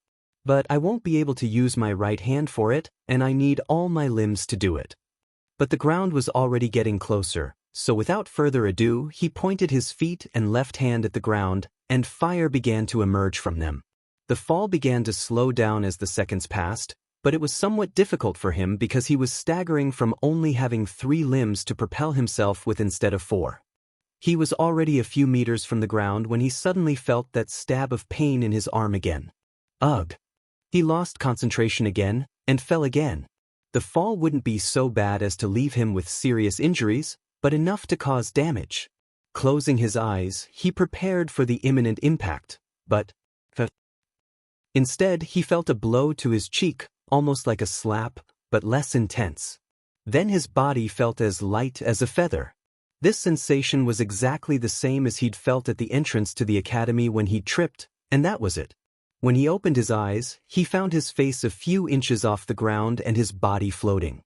He turned his head to the right to see the girl from earlier floating over some of the 0 points rubble a few feet above him. The girl gathered her thoughts and then said with some difficulty, "Release." And at that, Izuku felt his body fall to the ground and also felt a tremor beside him, as he saw the rubble fall beside him. The girl began to feel dizzy, then brought her hands to her mouth as her cheeks swelled, then released everything she had inside. But to avoid creating a disturbing image, what she vomited was rainbows and sparkles. Izuku was currently kneeling on the ground, clutching his right arm tightly, trying to resist the pain. Then he looked at the girl. Help me out again, is she okay? She doesn't seem hurt. Thank God. The entrance exam was about to end, and right now, at the last moment, I showed my power. However, I'm a mess, the muscles in my right arm are completely torn, and I'm not sure if the bones are okay. Time's up. And with that, everyone could breathe easy. Well, that was it, there was nothing else to worry about, so. Izuku's head, along with the rest of his body, fell to the ground, while his mind drifted off into unconsciousness. He had put in a lot of effort throughout this entire exam, and the pain didn't help much to keep him safe. Where did that guy come from? He jumped over the obstacle. Seems he has an quirk of strength and another of fire. Although it was very strange. If he had such incredible individualities, what kind of life did he have to be so nervous? Maybe he was trying to deceive us? It doesn't seem like he's gained anything from this. In any case, there's no doubt that he's incredible. Those were the words of all the newcomers who had formed a circle while observing Izuku on the ground unconscious and his right arm destroyed. But among them was the boy with glasses who had his own thoughts. They don't see the point, didn't they?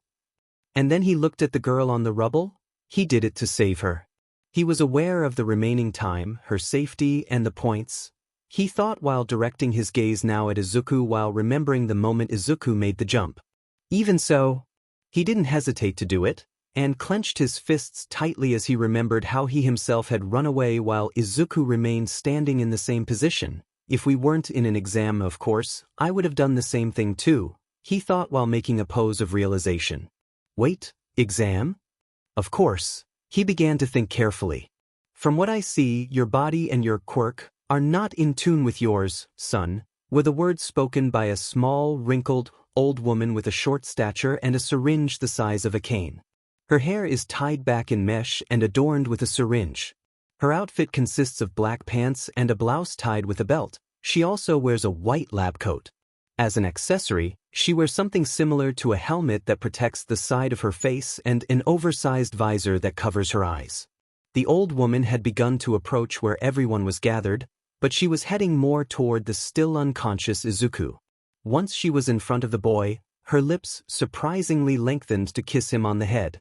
Question mark was the expression on everyone's face. The official UA nurse, said one of those present, drawing the attention of the others, while the old woman finished giving the kiss and stood up again. The juvenile heroine, recovery girl. At that, Izuku's arm began to glow with a greenish glow. His quirk consists of the overactivation of the healing factor. Thanks to it, the academy can hold such a reckless entrance exam. And his arm returned to its normal skin tone. Once the glow ended, the old woman, now called recovery girl, looked at everyone. Anyone else who needs help? While the boy with glasses said, I see. If this exam is like this. Then looked back at Izuku. Then he. Sometime later, a week later, Izuku in his mother's apartment. Izuku's mother, Midoriya Inko, like her son, has green hair tied in a bun, and was also somewhat short and a bit overweight. Inko was currently preparing dinner and looked at Izuku, who had been staring at his dinner for a long time. Izuku? Izuku? And she finally managed to get her son's attention. Are you okay? You were staring at the fish, she said, a little worried about her son. No, I'm fine, cousin, Izuku said, then began to eat dinner. Izuku's mother noticed that her son had been very nervous for a while. To be more exact, he had been like that since he returned from the UA entrance exam. She could see that her son was anxious to know what had happened, whether he had passed or not. Sometime after dinner and Izuku's mother started washing the dishes, Izuku sat on the living room couch while exercising one of his arms. I passed the written exam due to the required score, but I got a score of I'm not sure if that'll make it, And since that day I haven't been able to contact All Might. When he woke up and felt his arm was healed, he thought it best to retrain his body to get used to the power of One for All. The test results will be here tomorrow, right? Izuku's mother asked from the kitchen. Yes. I think it's great that you're trying to get into UA. Yes. One more thing Izuku hadn't told her was about his training with All Might. His quirk was something else. She found out when she saw it on the news. He hadn't told her anything about his encounter with All Might and that it was thanks to him that he had One for All. He had to keep the secret so All Might could remain the symbol of peace. There was no way he'd tell anyone, not even his mother. All Might, you saw the potential in me, but I don't know if I can live up to expectations, the green-haired boy thought as he took a weight in his other hand and began to lift it. Izuku! The boy turned his head to the right to see his mother suddenly arrive in the room, very upset for some reason. Just then he saw an envelope in one of his mother's hands. It was a letter, but he recognized the logo. It wasn't just any letter. It's here. It was from Yue. Minutes later, in Izuku's room. Izuku was inside his room, sitting at his desk, while his mother was outside waiting for news of what happened with the entrance exam. Izuku was still staring at the envelope. He didn't know what was written on it, but he had to know. So he picked it up and tore it in half, revealing a device on the desk. Izuku looked at the device with interest, just as it began to emit a small glow and then projected a screen in front of Izuku. Boku no Hero Academia OS02. You can become a hero Kimi wa hero ni ner. I'm here as a projection. All Might. And on the screen appeared All Might himself, to Izuku's surprise, and said Hero was dressed in a yellow business suit. I was doing some paperwork and that's why I didn't have time to contact you. Sorry, I recently moved to the city to work at UA. And this news surprised Izuku, but then he noticed someone behind where they were filming the projection signaling the hero to stop and continue with what he should do. Okay, well on your written exam you got one of the best grades, while on the practical exam you got a score of 40 points, believe me kid. You passed. Izuku looked up and his smile grew bigger and bigger. I did it, he whispered as his smile began to tremble. But wait before you celebrate kid, there's more, All Might interrupted, believing that was what Izuku would surely do. We're not just taking into account villain points, watch this video, and then, a video started playing on a screen behind All Might. Excuse me. The girl didn't seem to know what to say, but Izuku was very surprised to see her again. The kind girl. After the exam ended, she came to negotiate immediately. Negotiate what? You wonder, said All Might, just keep watching and you'll find out, he said this time while playing the video again. The boy with spiky green hair and freckles, would it be possible to give him some of my points? That surprised Izuku. That girl was willing to give him some of her points to help him pass. He's a good boy. He may seem a little nervous and clumsy, but he deserves to get into the academy. If it weren't for him, I'd surely be in the infirmary or worse, he saved me. And after that, the girl started saying, please, over and over again. Izuku got up from the chair he was sitting in to look a little closer, and the video paused again. Besides already having an individuality, your actions incite others to act. All Might spoke again after the video paused. The entrance exam wasn't just about villain points. And the video played again, and in it the girl received the response that said action couldn't be performed even if she herself requested it, and that there was no reason to do it, something which left the girl and Izuku strange. How can a hero school reject someone who saves others and does good? Don't even dream of it. You call it just talk? I've always been a talker, but I've always told the truth. Being a hero is a job that requires not only being willing to fight against powerful villains, but also being willing to risk your own safety or life to save others. That's why, even if you had gotten a lower score or 0 points with the villains, you would still be approved, because of this other category. Rescue points. The hero explained from the bottom of his heart. These points are given by the academy staff itself. This is a basic skill that UA Academy require, said the peace symbol as it showed a number behind both heroes, which left Izuku impressed. Midoriya Izuku, 60 points. And right next to the villain points where he had 40 points, next to them in rescue points he had 60 points. And while we're at it, Uraraka Ochako, 45 points, All Might said. Both are approved. You're in, young Midoriya. Izuku couldn't be happier.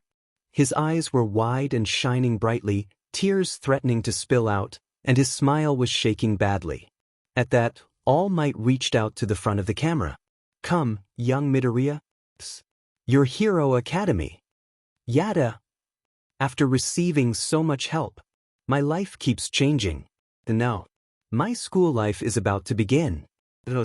Fire Hero of Peace, ending Hidori Jine.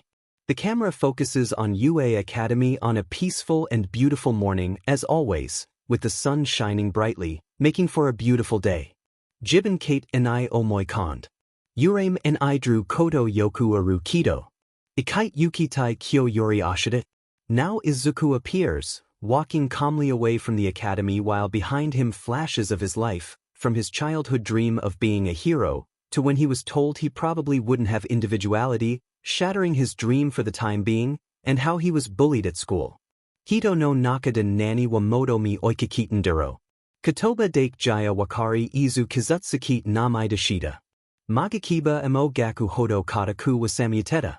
Now the images change to his teenage life, Bakugo's insults, when he was caught by the mud villain, his encounter with All Might, how he saved Bakugo from the mud villain using his awakened individuality, and when All Might told him, you can become a hero. Hidori Jaya Nai Kimiji Yum Ni Kawayuku. Mukai Kaze Emo Haraba Takru Wer Tiido Cure. Now it changes in his training to be the vessel for one for all, how he never gave up, how he kept going, how he managed to finish his training while roaring standing on the pile of garbage, his subsequent training with his individuality, and finally his encounter with Momo and later with Uraraka. Itatsu and Einer. Futari Koko made Kita Koto Jie. Now it switches to the UA admission practical test while destroying some villains. Then the 0 points appears and Uraraka is trapped in one of the debris, then launches herself at it and defeats it. Then at home receives the letter from UA accepting him into the academy. Boku no Yuki no. Hashidaka. Kawari Tsuzuketeru Kono Sekaida. Finally everything ends. Izuku turns around to see that behind him, in the academy, were all his classmates from class 1, along with the senseis, All Might, his mother, his friends, greeting him and smiling at him. Then the camera changes course to look at the sky with the bright sun, and in it appears the image of both Izuku and his friends as heroes. An ending. Dragon Ball Kai OST 133, next episode preview. Welcome, young Midoriya. This is your Hero Academy UA. All Might's voice was heard as images of Izuku running through the hallways to enter Class 1A and meet his classmates and sensei were shown. All Might, I'll do my best in the individuality exam from day 1. Izuku was heard as images of Izuku running alongside Bakugo on a track, Uraraka throwing a small ball, and Momo using a stick to do a type of pole vault appeared. Your teacher, Aizawa, is merciless and expels students who do poorly. Be careful. Aizawa was seen suddenly stopping Izuku's arm as he was about to throw a ball. The next episode of Fire Hero of Peace will be, Show What I Can Do. What? Then the entire class is shown reacting in surprise to a revelation. Plus Ultra. And Boku no Hero Academia original soundtrack. Supperi Hankoki, Udata Corridors. The cumulative results of the practical exams are in. That's right, they were just now looking at the grade results of all the students who had taken the entrance exam, and everything was according to the highest number of points, whether from villains or rescues. It's hard to believe he got first place without even having any rescue points, said one of the teachers upon seeing the first on the list. Bakugo Katsuki, who apparently got the highest score for defeating villains with a 110, but he had 0 points in rescues. The artificial villains obtained their objectives and approached them, said another of the teachers while they reproduced the performance of the aforementioned students during the exam. In the second half, while the others slowed down, he used his quirk to attract them and continue, and the images showed how the boy used explosions in his hands to destroy the villains one after another. The result of his tenacity. And not to mention the second place, Midoriya Izuku, one said this time observing the place where the green-haired boy was, and they reproduced his participation in the exam. The villain score is 40 points. There were aspirants who defeated the great villain in the past, But it never happened to them to leave the 0 points in pieces, he said as they watched Izuku land that powerful blow on the 0-point villain, destroying him with it. But it seems he suffered a repercussion from using his own attack. And now Izuku was shown with his right arm badly injured, that as if his quirk had barely manifested. And in the middle of that moment, there was a tall, scruffy-looking man with black hair, some hairs hanging in front of his face, and a small beard and mustache. He wore a black suit consisting of a dark long-sleeved shirt, matching pants, over which he wore a belt with various tools, also made up of several ribbons around his neck. He looked at all the information that had been gathered during the exam, and whether he admitted it or not, it seemed that this year's group looked very promising. Fire Hero of Peace opening, the Hero Jam Project. Everything is dark, but right there, the image of a fist appears. Said fist slowly begins to turn reddish until it bursts into flames.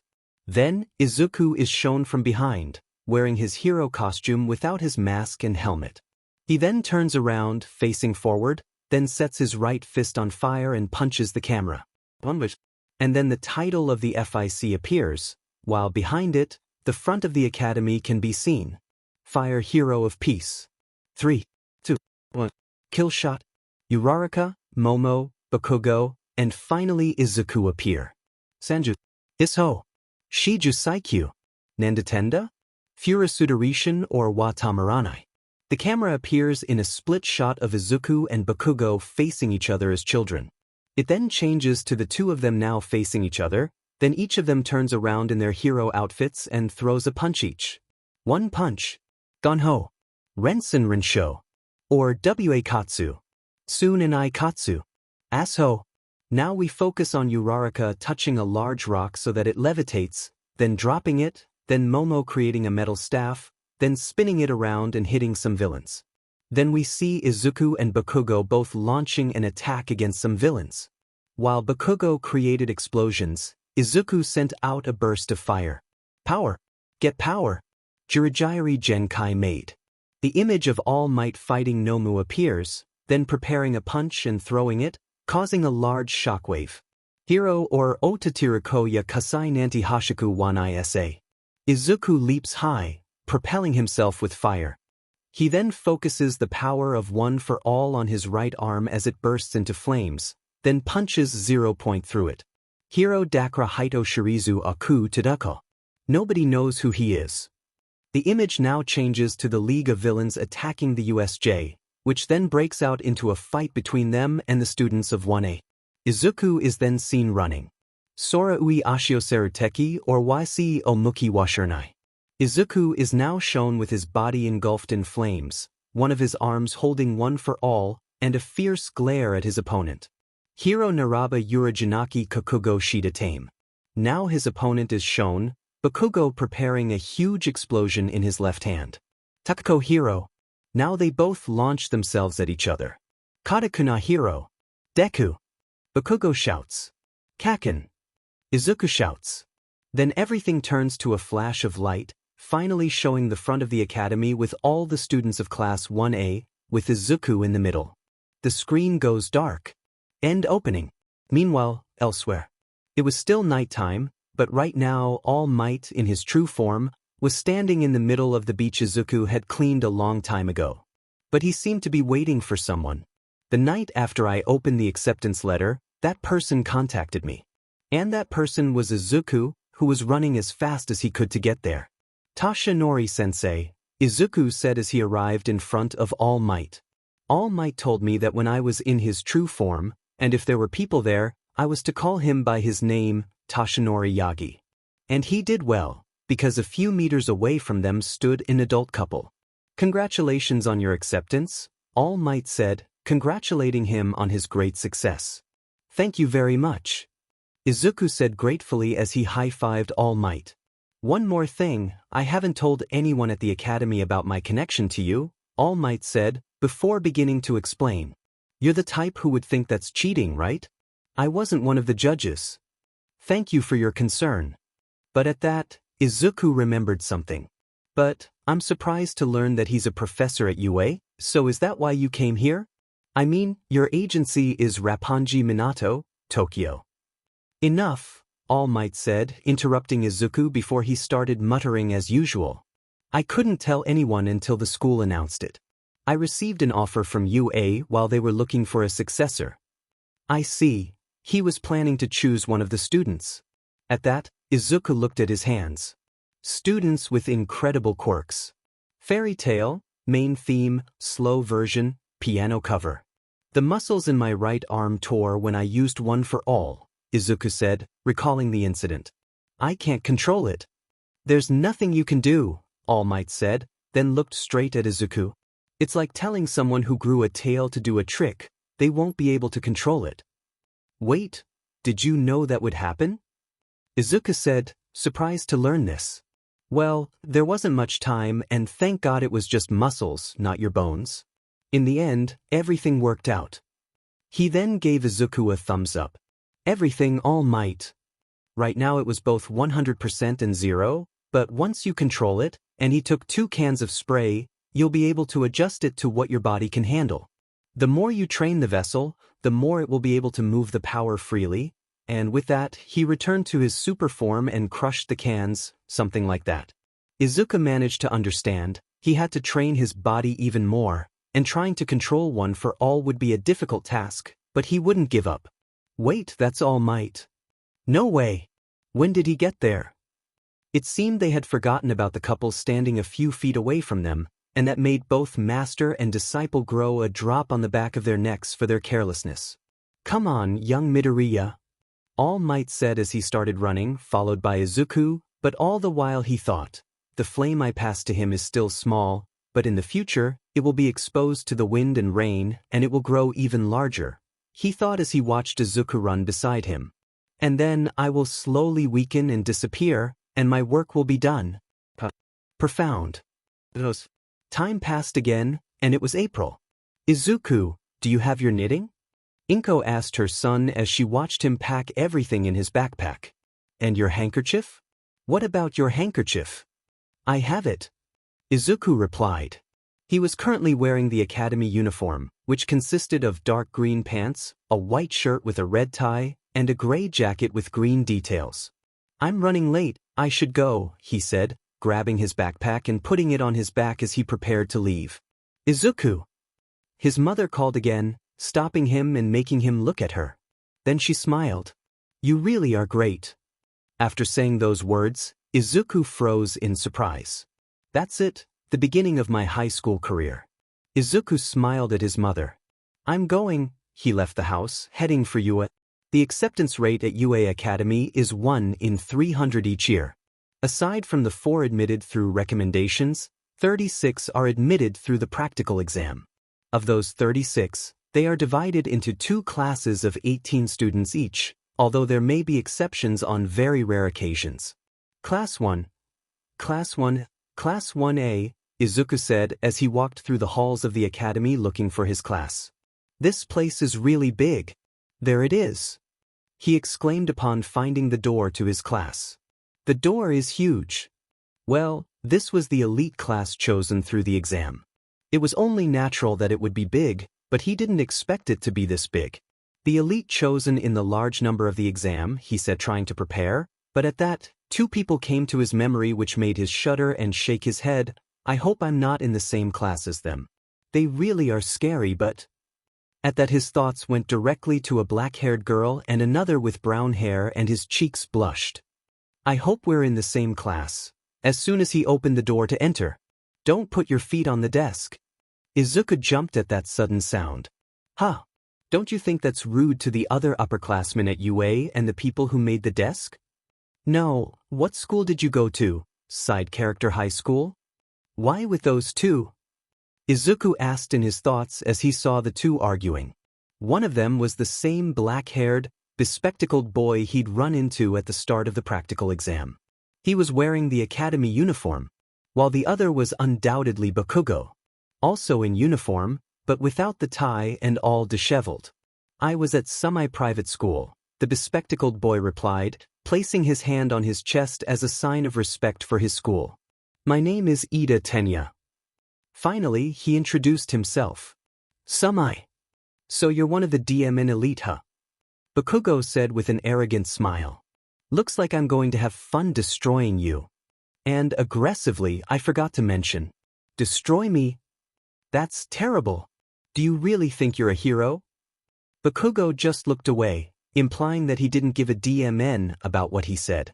When he did, he saw the person at the entrance, and Ida did the same to see Izuku. But he wasn't the only one. The other students in the classroom also looked toward the door to find the green-haired boy. A student with black hair tied in a ponytail opened her eyes wide at the sight. Izuku began to get nervous at the attention he was currently attracting. Hello, Ida said as he approached Izuku to greet him.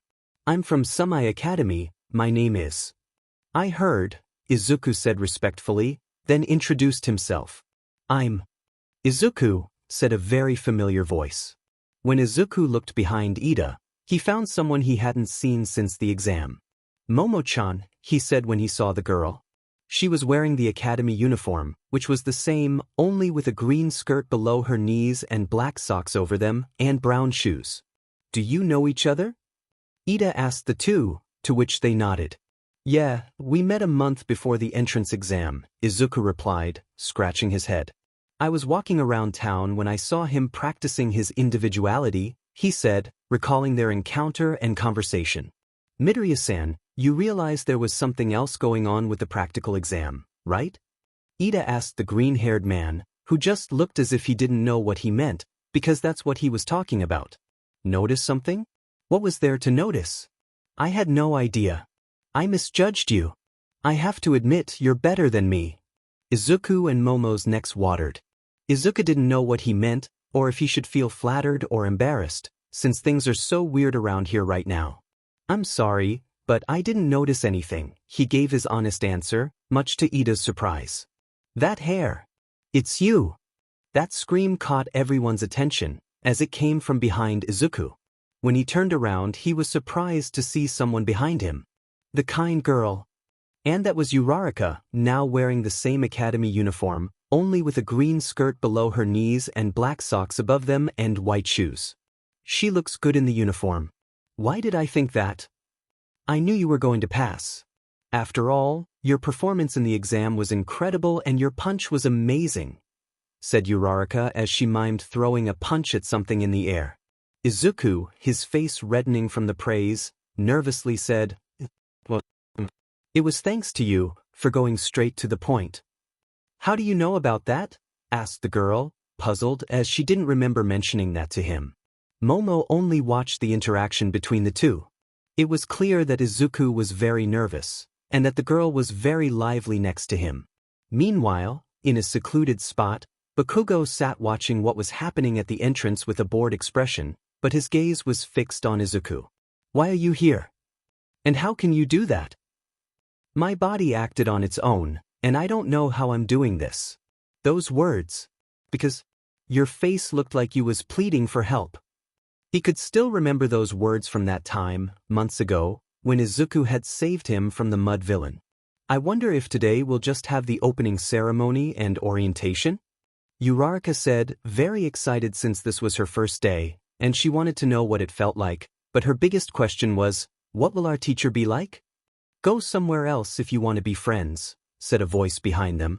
Izuku, Uraraka, Momo, and Ida looked behind Uraraka to see someone on the ground, wrapped in a yellow sleeping bag. That person appeared to be the disheveled man from earlier, who had a listless face. This is the hero class, he said as he took his hand out of the bag. He then stood up and opened it before getting out.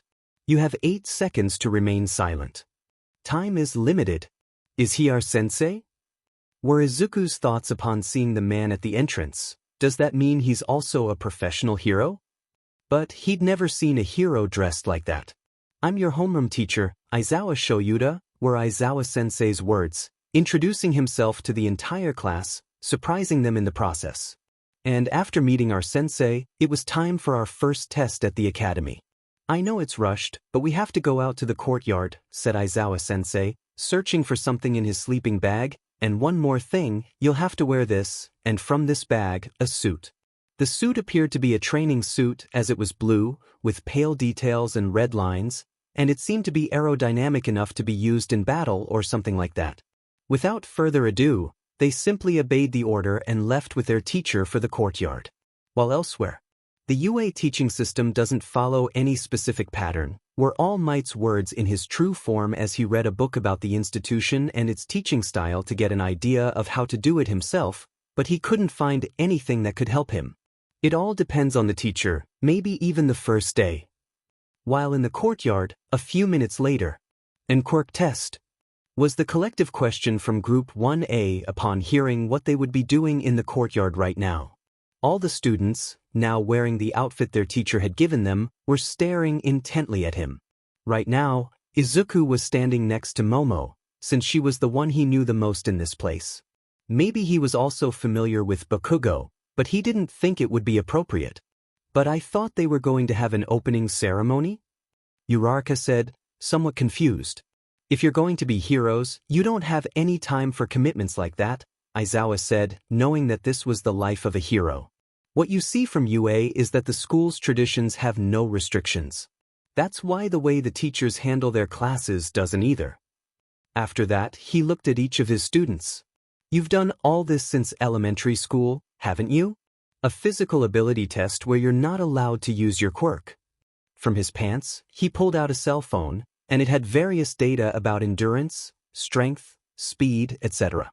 The country keeps collecting data on student results without using their quirks.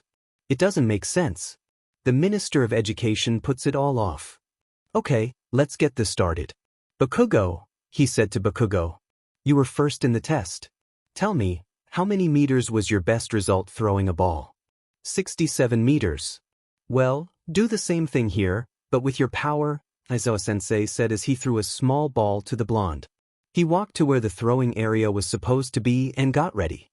"You can do whatever you want, as long as you stay within that area," the teacher instructed his student. "Give it all you've got." Boku no Hero Academia original soundtrack. Era Rara. Yudata reporting for duty. Bakugo began stretching his arms. "Okay, then." Then he spread his legs and pulled back his arm. "I'll add an explosion to my throw. And finally, die." Kaboom.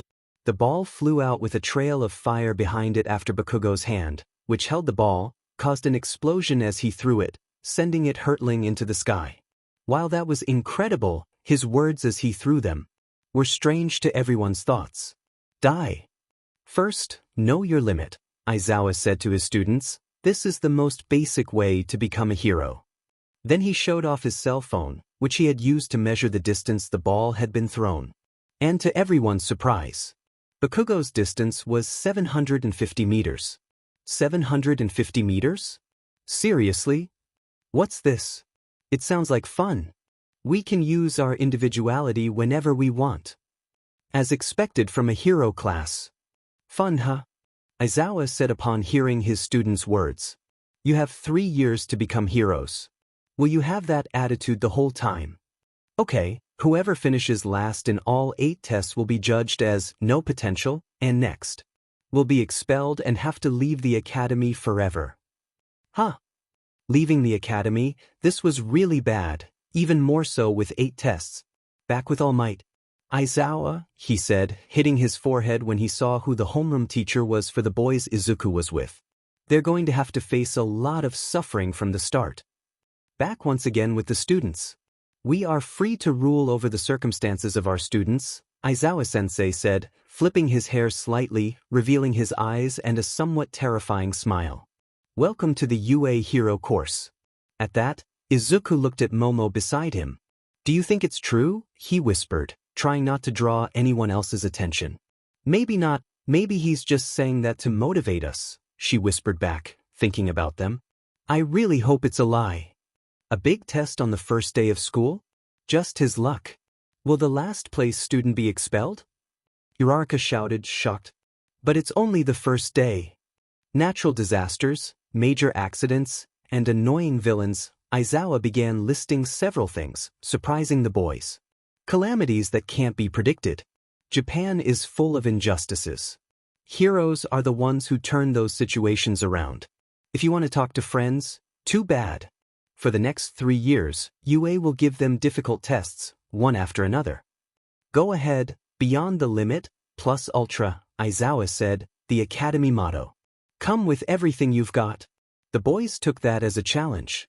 All the students were preparing for this test. They would give their all, they wouldn't let themselves be expelled from the academy on the first day. No way. Okay, the demonstration is over. Now comes the real thing. Okay, let's begin. First test, 50-meter dash. A group of 2 students were at the starting line of a 50-meter track. On your marks. Go. Naruto OST 1, Go Go Naruto. Ida shot from the start area to the finish line at high speed, bursting with steam from his calves. It was thanks to his incredible speed that he managed to cross the finish line first. 3:04 seconds was his recorded time. For the 50 meters, I can only use gear 3, he thought as he looked at the distance he had run. Ida Tenya, his quirk is called Engine. Apparently that makes him fast. He's like a fish in water, Aizawa said upon seeing the result. The second to arrive was a girl with straight, dark green hair. Tied back in a bow. She had large, black eyes with eyelashes visible at the bottom of them, pink circles on her cheeks, and a V-shaped mouth stretched out to the sides. She had managed to reach the finish line in a time of 5:58 seconds. Azui Tiu, from what I understand, is half frog due to her quirk. Uraraka's next turn came alongside a boy who had a kind of tail behind him. I'll lighten my shoes and clothes, Uraraka said as she touched her clothes and shoes with her hands, which showed a pink glow at the tips of her fingers. Uraraka Chako, her quirk, 0 gravity. Then, when the signal was given, she began to run with everything she had. She can modify the gravity of any object she touches. But if she exceeds the limit, she will get nauseous. Her score was 7:15 seconds. Oh, I did it faster than I did in school, she said excitedly. Another of them, a blonde-haired boy, just turned around with his back to the goal, jumped, and a blue laser shot out of his navel, propelling him a couple of meters before falling to the ground and repeating the action over and over again. 5:51 seconds. Aoyama Yuga, quirk, navel laser, allows him to fire a laser beam from his navel, but it's limited to a certain amount of time. Okay, I think I've seen it all. If I fire it for more than a second, I'd get a stomach ache, Yuga said, looking at the others behind him, wanting to act important. What the hell is wrong with him? Was the collective thought. Seeing the limits of their individualities and the results of each one's growth, it will become clear what they can and cannot do, Aizawa explained. Next turn, Momo joined a dwarf boy with purple spheres on his head. Yayarozu Momo, quirk, creation, allows the user to create any object they desire. All they need to create the object is an understanding of its atomic configuration to be able to do so. Momo used her individuality to create a metal staff from the palm of her hand and extend it at high speed to reach the goal, while the dwarf used one of the spheres on his head to leap a great distance.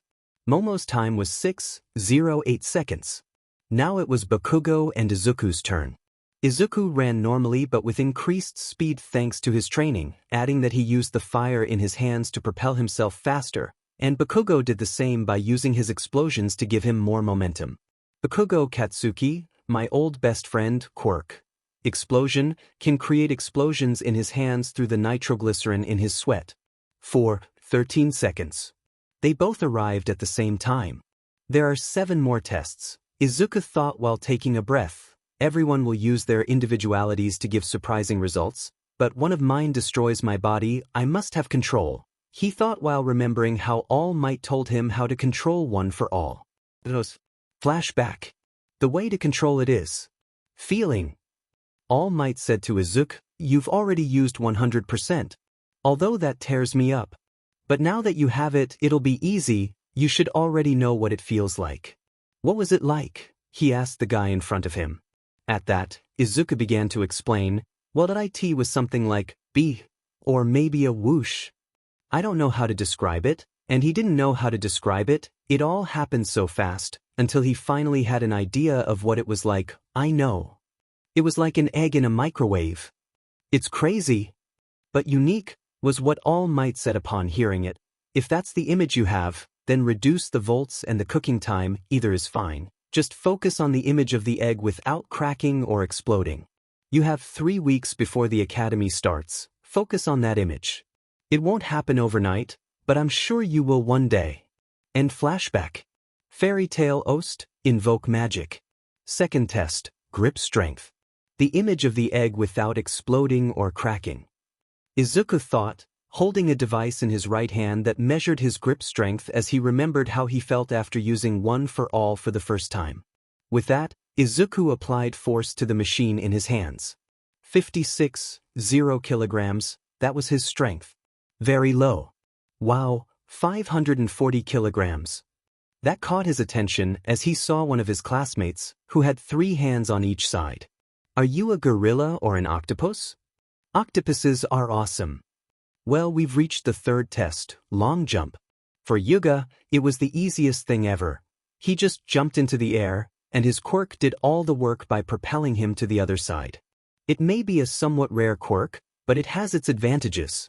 Bakugo used his explosions to propel himself into the air. Momo used her staff again to perform a pole vault. Izuku propelled himself into the air with fire in his feet and hands. Test 4, side step repetitions. Izuku used fire in his hands to propel himself to each side. When he went to the right, he turned off his left hand, and when he went to the left, he turned off his right. But let's just say the best at this was student Minor Mineta, a very small boy, shorter than most of the others. His hair resembles a bunch of grapes. He did the test, bouncing from side to side with those spheres he can create on his head. I take that back, now I've seen it all. Test 5, ball throw. Uraraka had hers in her hands and applied her individuality to it, stretching her legs, preparing her arm, and finally looping it at high speed. The ball began to fly through the air and slowly disappeared until it was just a flash on the horizon. Infinity, Aizawa said as he looked at his phone and calculated the distance it was thrown. Infinity. That's incredible. She got infinity. While Izuku was happy for Uraraka, he was also very worried. Thanks to my quirk, Fire Soul, I can apply for some tests, except the physical ones. With that, he began to walk to the area, while holding his ball. All that's left is this, ball toss, sit-ups and stretching. It's now or never. If this keeps up, it might be the last. It won't be good for Midoriya if he continues like this, said Ida, having seen Izuku's performance, and he didn't seem to be doing well in more physical things. Meh, Deku always breaks the expectations that others place on him. Bakugo spoke from beside him while looking at Izuku, and that was despite the fact that he was previously a quirkless. Quirkless? Momo asked upon hearing that. The boy she had known who could do incredible things with fire, didn't he have a quirk before? Yes, it was thought he couldn't have one years ago, but it was in that incident months ago that it was shown that he did have one. Aizawa had stared at his student for a few moments, wondering what the boy would do now.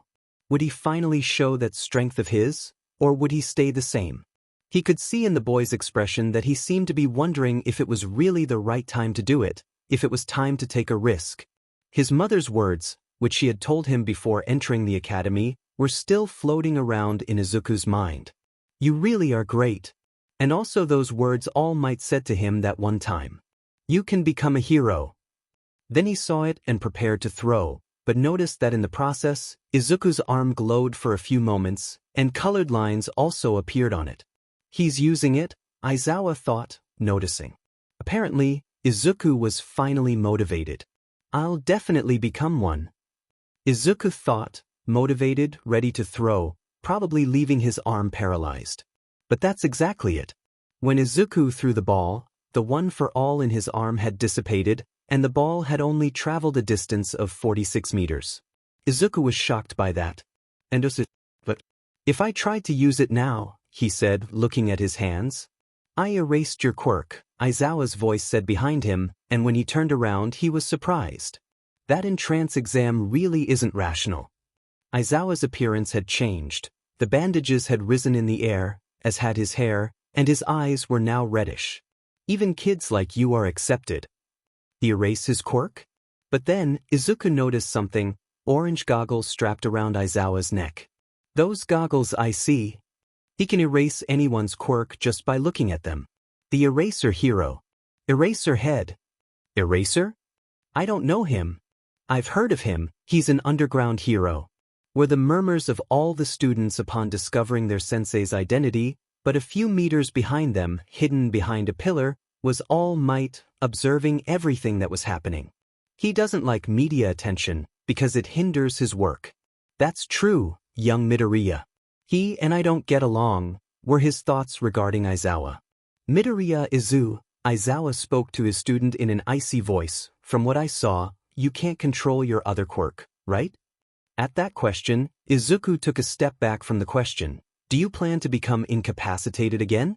To depend on someone else? I thought that's not what I wanted. But he couldn't continue speaking, as the bandages caught him and dragged him towards Aizawa to look him in the eyes.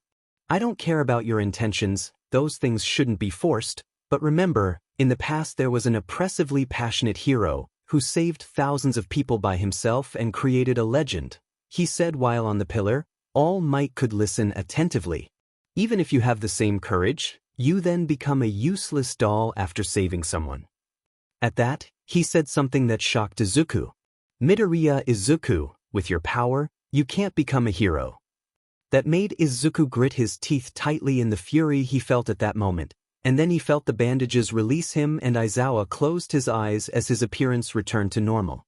I'll give you back your quirks. Without further ado, he began to withdraw to give his space.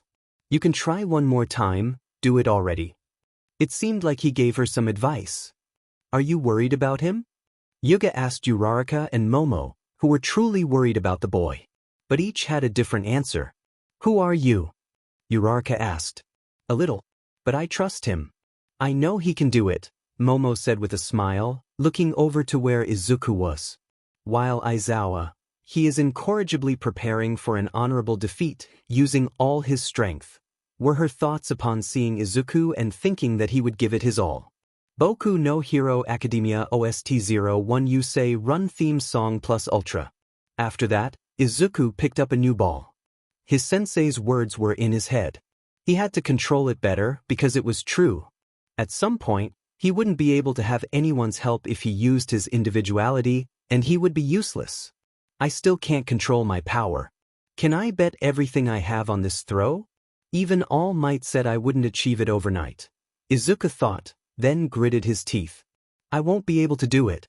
I'll have to do it with all my strength. And just like that, he prepared to throw. It'll probably all end in disaster. Aizawa-sensei was right. Not yet, Izuku said, drawing the attention of Aizawa, the others, and All Might. If I continued like this, I wouldn't be able to become a hero. Not yet. If I didn't try 12 times harder than the rest, I'd never make it. Hey, really? All Might said, surprised at what was about to happen. At the last moment, and for just an instant. And once again he summoned the power of one for all to propel the ball. I went all in. But instead of putting all the power into his arm, it went into his index finger. Now, I'll show what I'm capable of. Smash. He threw it, but the intensity was stronger than the others, stronger than Bakugo's, who even created a sonic zoom, and both Aizawa and the others were impressed. Yeah, just like last time. It hurts. But not as much as before, Izuku thought as he felt the pain in his finger, and it was a reddish-purple color. Are you planning on becoming disabled again? 750 meters. That boy, Aizawa said in a whisper upon seeing his student, then gave a slight smile. Depend on someone else? Aizawa-sensei, Izuku said, drawing Aizawa's attention to see him give him a smile as he clenched his fist, ignoring the pain in his finger. I'm still in one piece. While All Might, I came here because I was worried about him, but what the hell is going on, young man? You still can't control your power, but you can't incapacitate yourself either. And then he remembered the exact moment he threw the ball. So, you propelled the ball at the last moment with the tip of your finger, you minimized the impact, but you increased the force. What the hell, young Midoriya? And then his smile only grew wide. You're awesome.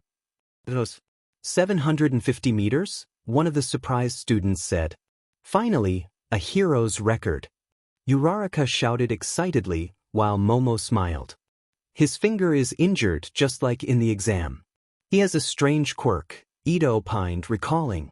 He doesn't have much style. What's up with that power? Bakugo thought, very surprised. Besides his eyes being wide open, his mouth was almost on the floor. That quirk is different from the one he had that time. The rest of the tests, well, let's just say they were easier for Izuku.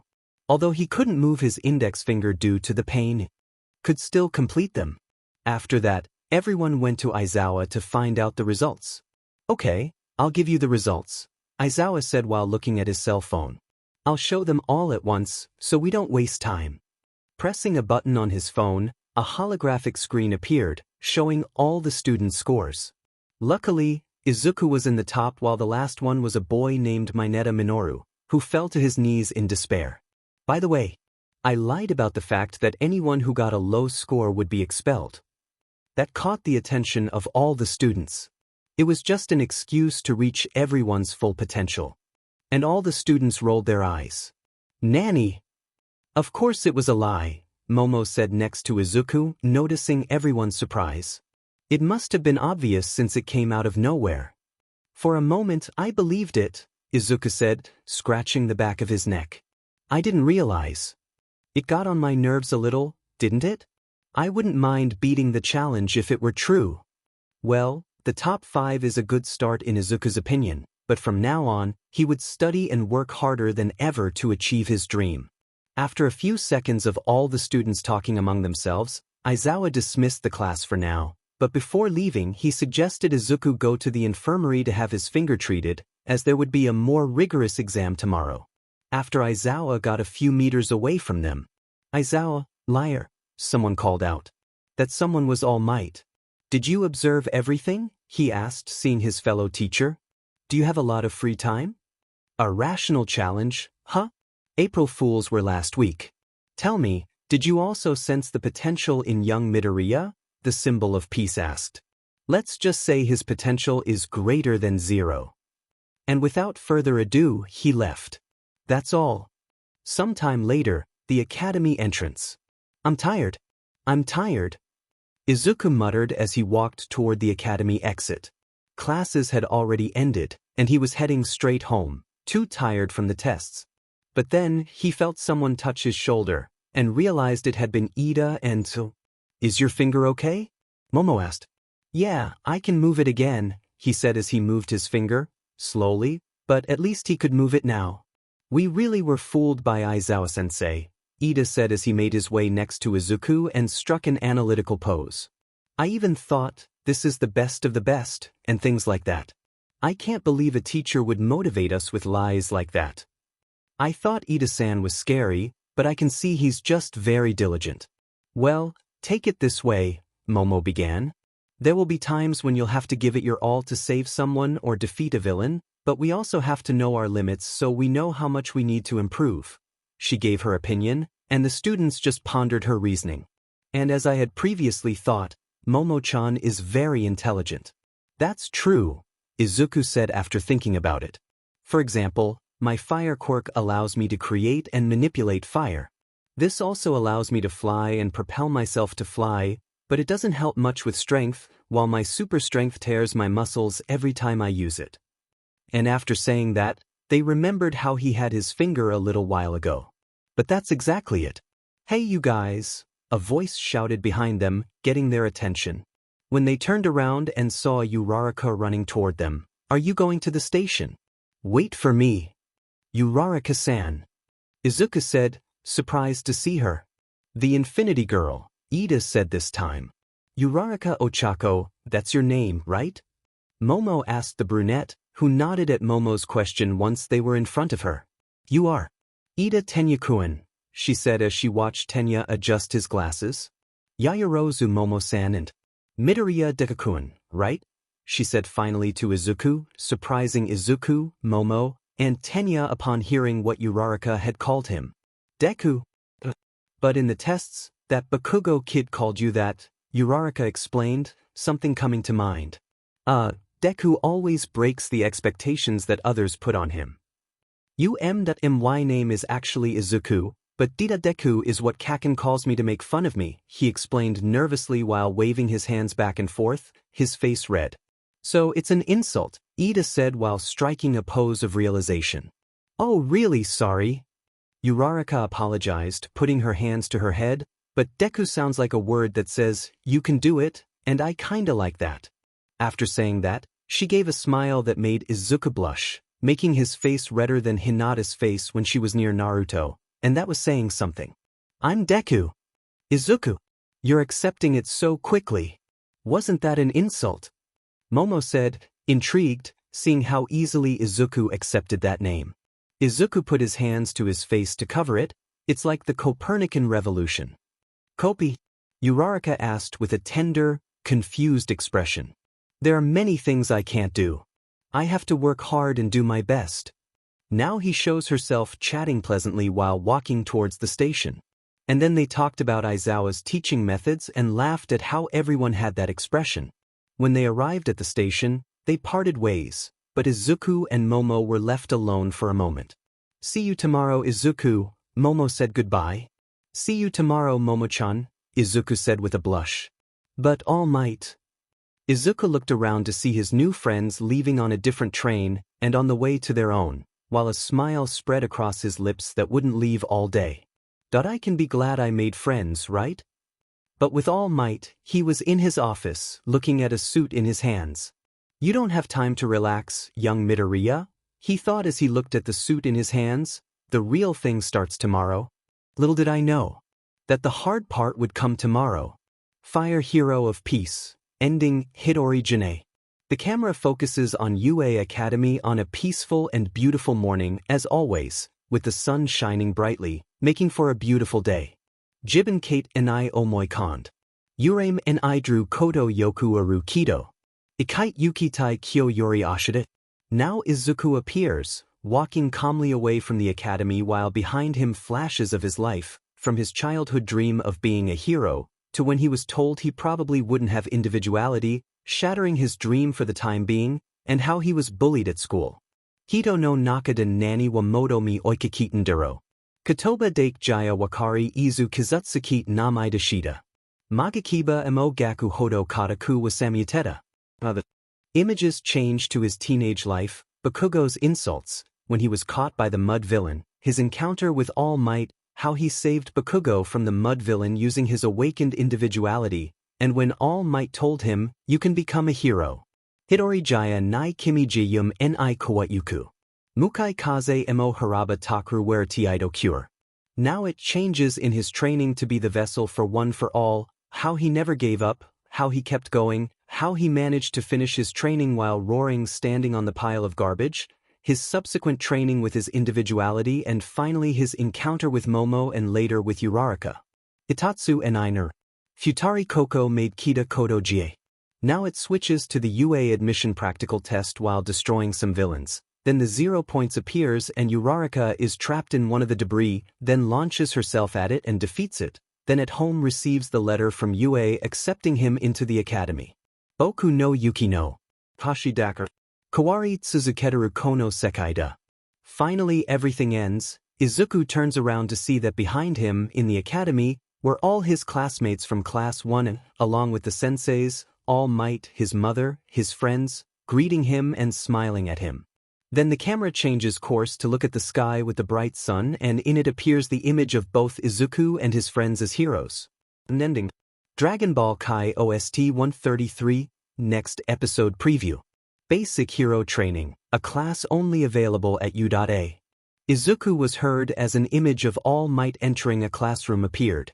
Today we will have battle training. All Might spoke as the image of the fake city was shown again and a closet with several outfits in it was shown. We have to put in a lot of effort in battle training. Momo's voice was heard as an image of all the students wearing hero outfits appeared and Izuku emerged from a tunnel in his hero outfit, surprising everyone.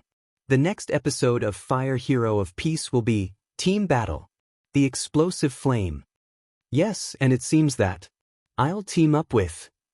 An image of Izuku and his teammate was shown, which left Izuku shocked. Plus Ultra. The UA Hero Course Curriculum, Regular Classes. Which of these sentences is wrong? Present Mike asked the students in Group 1A while pointing to about 4 English sentences written on the board. Like English on Mondays. Very normal, were everyone's thoughts, but one person was thinking about something else. Get me out of this sheet, no need to say who. Everyone listen up. Present Mike suddenly said, getting their attention. Say hey. Let the party begin. At that, he noticed Momo raising her hand to answer. Okay, Yaoyorozu, tell me. While Izuku already had the answer in his head. The relative pronoun is used incorrectly in number 4. He thought with a smile, just after Momo answered the same, receiving praise from the teacher. After that, Izuku turned around to look at her and give her a thumbs up, and she returned the gesture. Right now, let's go to the cafeteria. Lunch at the cafeteria, where you can get food at reasonable prices. White rice is comfort food, right? Those were the words of the Chef Hero lunch rush to Izuku's group, who were eating, ignoring how Izuku was going into fanboy mode. Yes. Uraraka replied as she ate the rice. And then, in the afternoons, we finally have basic hero training. I am, said a voice at the entrance of the classroom, drawing the attention of all the students, even Izuku, who knew the voice. Entering through the door like a normal person, said All Might, doing what he said, or saying what he did. And one more thing, All Might was currently wearing a red, white, and blue bodysuit with yellow gloves and boots. It's All Might. Wow, he really is a teacher. That's his Silver Age outfit, isn't it? Once the number 1 hero was in front of everyone, he began to speak. I teach basic hero training. It's a subject where they train in different ways the basics of being a hero. Most units will have them in this subject. So let's get to it. This is what we'll be doing today. Combat training. And after saying that last bit, he caught the attention of 2 students. Combat. Bakugo said with a smile. Training, Izuku said this time in a whisper. And for that, here's this. All Might said as he walked over to a metal cabinet and opened it. Outfits made from their individualities and the orders submitted before school starts. Outfits, they all said with excited smiles. After changing, head to beta territory. Aye, sir. Fire Hero of Peace opening, the Hero Jam Project. Everything is dark, but right there, the image of a fist appears. Said fist slowly begins to turn reddish until it bursts into flames. Then, Izuku is shown from behind, wearing his hero costume without his mask and helmet. He then turns around, facing forward, then sets his right fist on fire and punches the camera. And then the title of the FIC appears, while behind it, the front of the academy can be seen. Fire Hero of Peace. 3, 2, 1. Kill shot. Uraraka, Momo, Bakugo, and finally Izuku appear. Sanju. Isho. Shiju Saikyu. Nandatenda? Furasudarishan or Watamaranai. The camera appears in a split shot of Izuku and Bakugo facing each other as children. It then changes to the 2 of them now facing each other, then each of them turns around in their hero outfits and throws a punch each. 1 punch. Gonho. Rensen Rensho. Or Wa Katsu. Sun and I Katsu. Asho. Now we focus on Uraraka touching a large rock so that it levitates, then dropping it, then Momo creating a metal staff, then spinning it around and hitting some villains. Then we see Izuku and Bakugo both launching an attack against some villains. While Bakugo created explosions, Izuku sent out a burst of fire. Power. Get power. Jiraiya Genkai made. The image of All Might fighting Nomu appears, then preparing a punch and throwing it, causing a large shockwave. Hero or Otatirikoya Kasai Nanti Hashiku Wanai Sa. Izuku leaps high, propelling himself with fire. He then focuses the power of One for All on his right arm as it bursts into flames, then punches 0 point through it. Hero Dakra Hito Shirizu Aku Tadako. Nobody knows who he is. The image now changes to the League of Villains attacking the USJ, which then breaks out into a fight between them and the students of 1A. Izuku is then seen running. Sora ui ashioseruteki or wasi o muki washernai.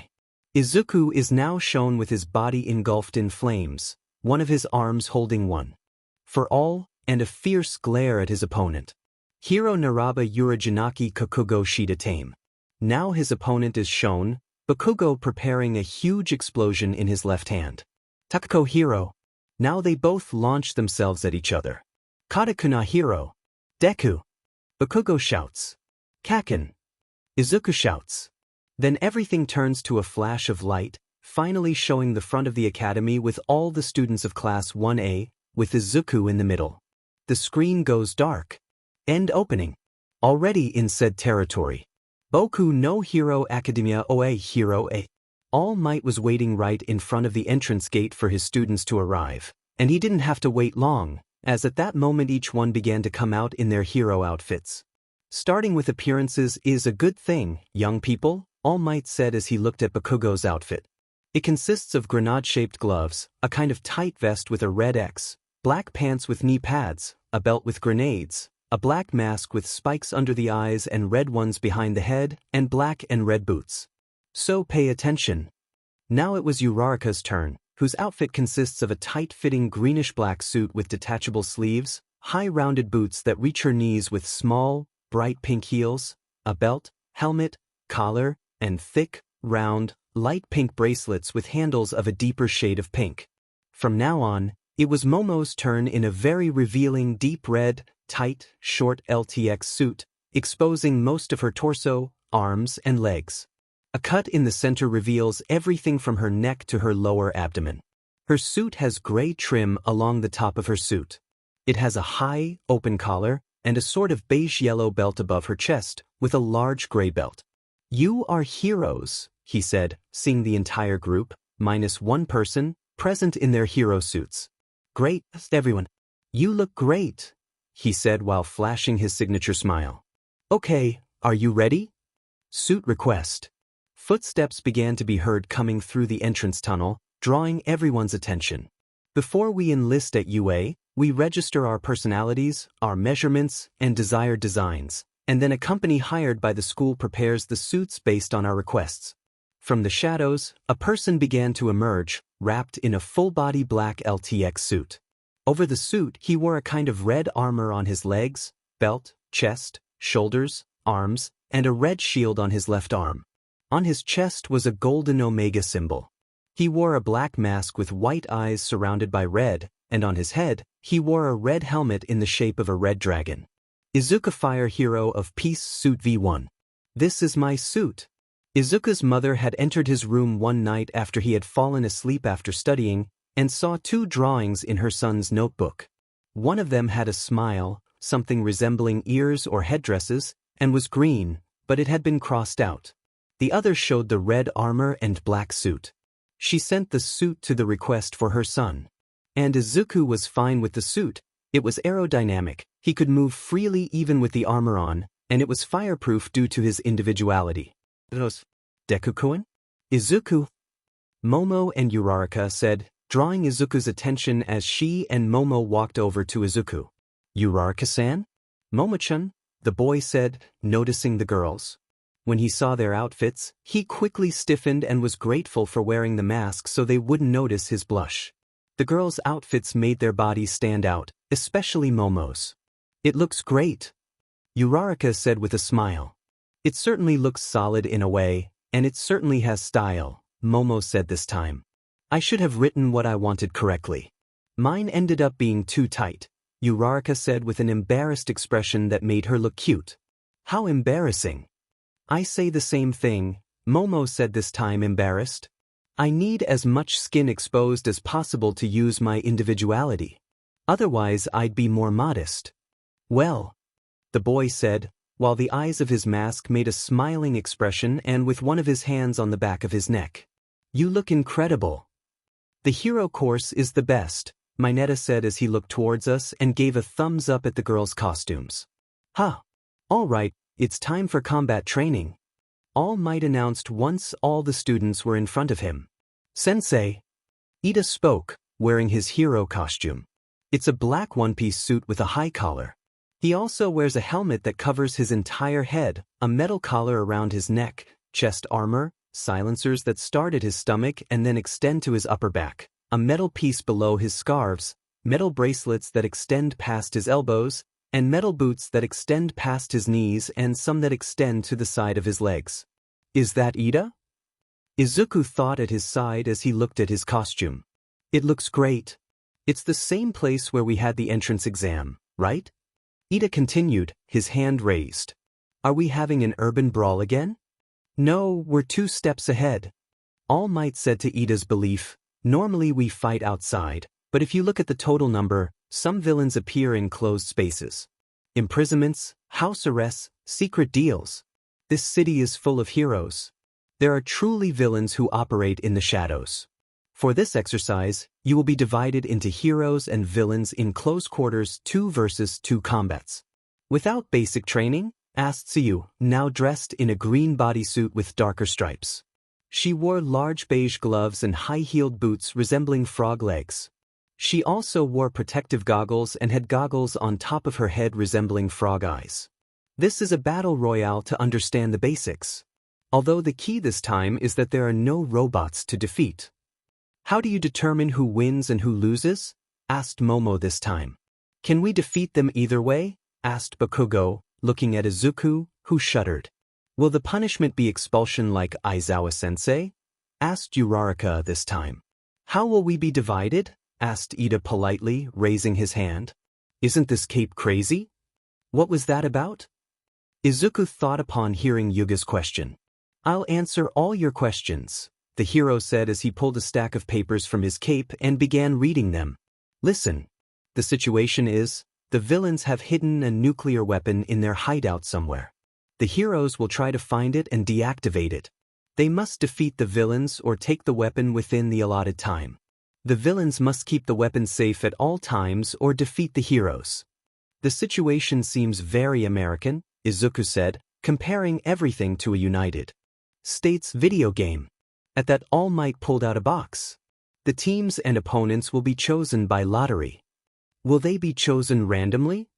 Ida asked. Heroes sometimes have to team up with heroes from other agencies, maybe that's why, Izuku explained to Ida. I see, the criterion of looking ahead. Excuse my rudeness. Let's make this quick. And the teams were chosen after that. In this, we'll split into pairs. Some of us will be heroes and others villains. The heroes must infiltrate the villains' base to neutralize the weapon, and the villains will try to stop them. If the heroes capture them or obtain the weapon, they win, but if not, the villains will win. I had no doubts or complaints, except for one. Huh! Izuku exclaimed when he saw who his teammate would be. I have to team up with Kaken? And that's how it had been decided. Team A, which consisted of Bakugo Katsuki and Midoriya Izuku. Why with Kaken? God, what bad thing have I done to deserve this? Why not with Uraraka-san, Momo-chan, or even Ida? That would be because Momo and Ida are on Team D, while Uraraka and Mineta are on Team C. The first teams to fight will be, All Might said while putting his right hand in a box that said villains and the other in one that said heroes, these guys. Izuku, Bakugo, Momo, and Ida's eyes widened in surprise. Team A, who would be the heroes, would face off against Team D, who would be the villains. Not only would he be teaming up with Bakugo, he would have to fight 2 of his friends. Everyone else, go to the screen room, All Might said once everything was clear, and so he, along with the rest of the team, minus the 2 teams, went to the screen room. Izuku looked to the side where Bakugo was standing and saw him with a serious expression on his face. At that, Izuku clenched his fists to return the look. They were teammates, so they would work together on this. Villain team, All Might called to Ida and Momo, go first and get ready. In 5 minutes, the hero team will enter, and the battle will begin. Youngs Ida and Yaoyorozu, I recommend you start thinking from a villain's perspective, All Might told the young people before entering the place. This is very similar to a real battle, don't be afraid of hurting and go all out. Yes, sir, they both said as they walked towards their lair. But before leaving, Momo gave Izuku a look of effort, wanting to tell him to give his all in this test. Minutes later, inside the lair. The prospect of being a villain pains me. Even if it's training, Ida said as he walked around the room and looked at the weapon he was supposed to protect. So this is the weapon we have to protect? He hit it a few times. It's made of paper mache. I know, Momo said, arms crossed as she walked toward him. But it's best to think about playing our part, she said as she began to think about something. From what I know, Bakugo can create explosions with his hands, and Izuku has his fire and strength individualities. Yes, but it seems like using it hurts him, Ida said, remembering Izuku's condition after the practical test and the one the day before. So, it's quite likely he won't use it. While outside the building, It's Seekus trying to memorize the map, Bakugo muttered while looking at his map, and Izuku did the same, and he wasn't wearing his mask or helmet. I had to be with you. I wanted to fight you. Yes. I know, Izuku said while looking away from the map. Me too. He whispered, getting Bakugo's attention. I wanted to fight you too. Naruto Shippuden OST 3, my friend. Bakugo's eyes widened when he heard those words. You're amazing, Izuku said. I'll definitely surpass All Might and become the ultimate hero. My name will be written on the list of the greatest. You're a little obnoxious. But your goal, confidence, your strength and individuality. You've been amazing longer than me, Izuku began, reminiscing about old times. But that's why. He began to put on his mask. When we fight, I don't plan on losing. He finally put on his helmet, then looked at his partner, who had remained still at Izuku's words. At that, Izuku raised his arm and his right fist to extend it in front of Bakugo. That's why, I don't plan on losing to anything until the time comes when we both fight. It's a promise.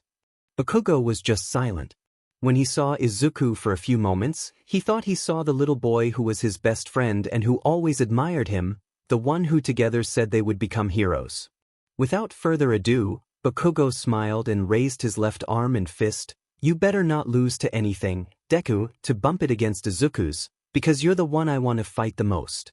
A destined battle, a battle between two friends was pending, but now they're a team. Now begins the close combat between Team A and Team D. All Might's voice came through the megaphones, calling both of their attention to look toward the building. While in the screen room, All Might and the others watched everything in the building.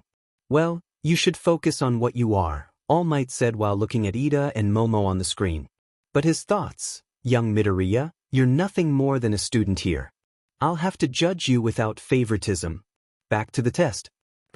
One of the walls exploded, and the resulting explosion left a large hole through which Izuku and Bakugo entered. We can say goodbye to the surprise element, Izuku said with a drop of blood on his neck. I don't want to hide, Bakugo said disdainfully. We'll have to be careful, Izuku said as they began walking through the hallways. There are many blind spots. They walked through the hallways carefully so as not to get caught.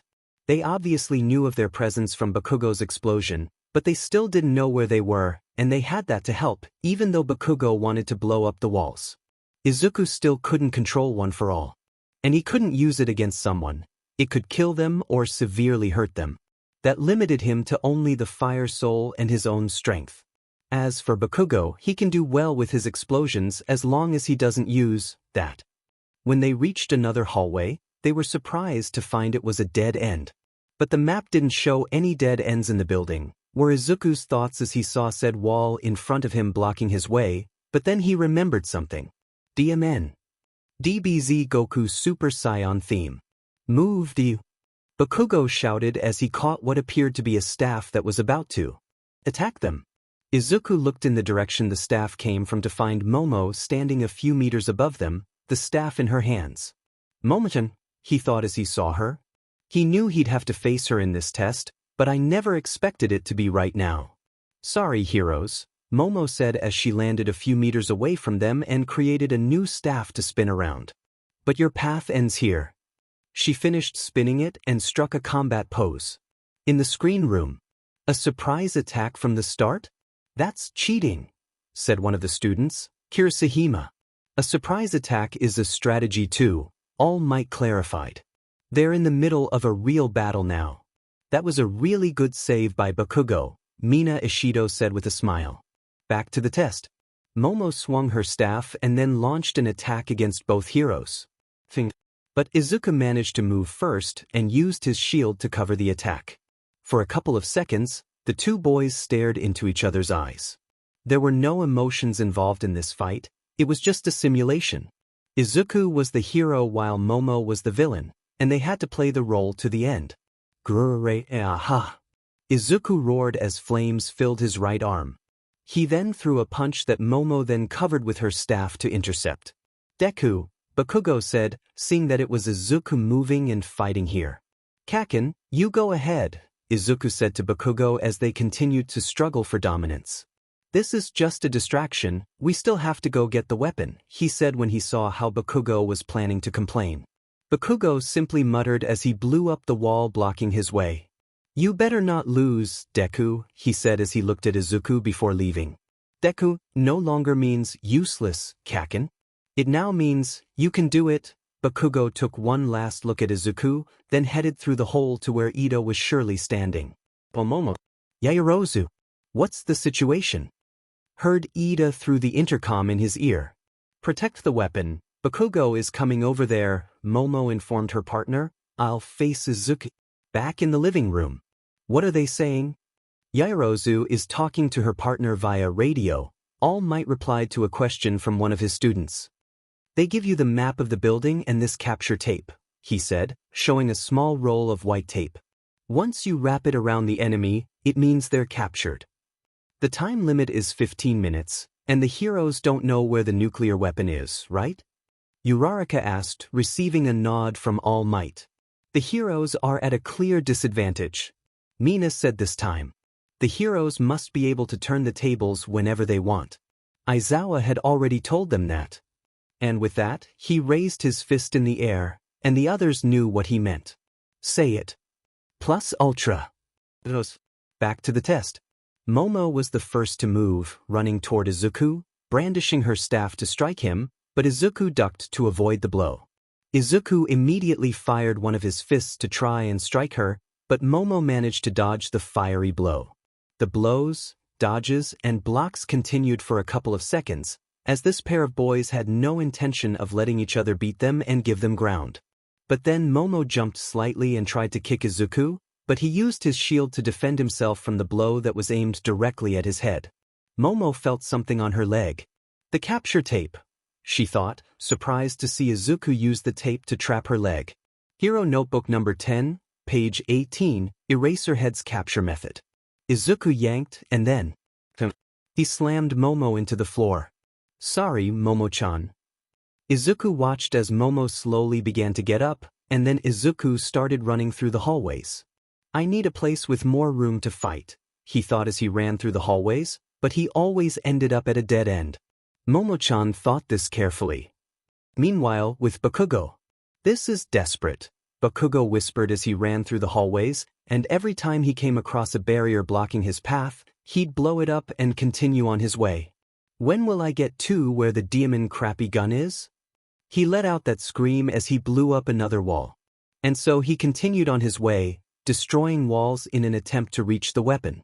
And everyone in the room had a tinge of dismay at Bakugo's attitude. I'd heard from young Midoriya that Bakugo has a big ego and an explosive temper. But this is too much, All Might thought, his tinge of dismay on his neck. I finally found him.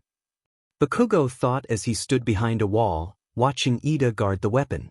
Yaoyorozu-san is going all in on the villain role, so I must be just as devoted to being a villain, he heard Ida say as he thought about what this test was like and what role he should play. This is another test to become a man who isn't a disgrace to the Ida family. Become a villain. And beneath his helmet, Ida had a face of pure determination. Being painted with evil is enough to be a hero. Just then, the air around him began to turn colder, and his expression grew more evil. I am extremely evil, he said in an overacted manner. Bakugo just rolled his eyes as he held back a scream. That's some shitty acting. But that didn't stop him from gripping one of the pillars. While in the room, Pitif, Uraraka made a sound as if trying to contain her laughter, drawing everyone's attention. What's wrong, Uraraka? One of her classmates asked the girl. It's just that, Pifafafdadida-kun is, taking it too seriously, it's so funny, the girl explained while trying to contain her laughter. Back with Bakugo. So you're here, Bakugo, Ida said in his role as he managed to hear the sound of the pillar being slightly crushed. I knew you'd come here. Yairose-san warned me you were coming. Your individuality makes you create explosions through your hands. That's why before you arrived, I cleaned everything to give myself more freedom of movement, he said while pointing around the entire room. You can't touch me now. You're a hero who was nullified. Ha ha ha ha. Fairy Tail 2014 OS main theme, Battlever. The pillar Bakugo was standing on exploded, creating a smoke screen through which he began to walk, giving rise to a dramatic entrance. Do you think I care about things like that? He said, while sparks began to form from one of his hands. I don't care if you can move fast because in the same way, I'll make you explode. And he launched himself at Ida. While with Izuku, we're probably almost out of time, Izuku thought, as he continued running through the hallways. If we run out of time, our opponents will win. He continued thinking just as he reached an empty room that gave him the best space. Okay, it's time. You've stopped running, said a voice behind him, to meet up with Momo. Momo-chan. You ran to an empty room where you could have more freedom of movement for your fire attacks, she said as she walked slowly until she was standing in front of Izuku in the middle of the room. Quite clever. The two young men just stared at each other. Izuku's hands burst into flames, while Momo's began to glow. Floors above them. The tubes in Ida's legs released smoke, while the grenades in Bakugo's arms glowed red. The fight between the two teams begins. Even though I want to blow this guy up, I must remember one thing. Bakugo thought as he ran toward Ida. The gun comes first. I'll blow him up later, he thought as he went after the gun. Not so fast, hero, Ida said as he started running after Bakugo. But Bakugo jumped over Ida and then pointed one of his hands at Ida. Boom, the boy whispered.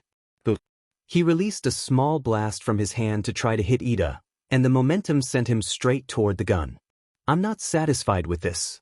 But I'll have the gun, he thought as he saw the gun a few inches away.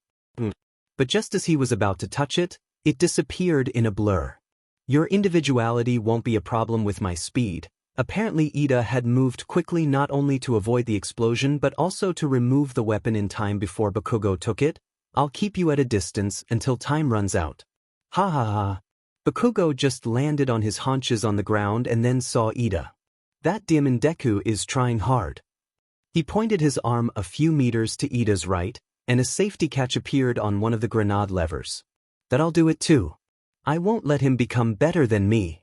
What are you doing? Ida asked, seeing what Bakugo was doing. My individuality is called explosion.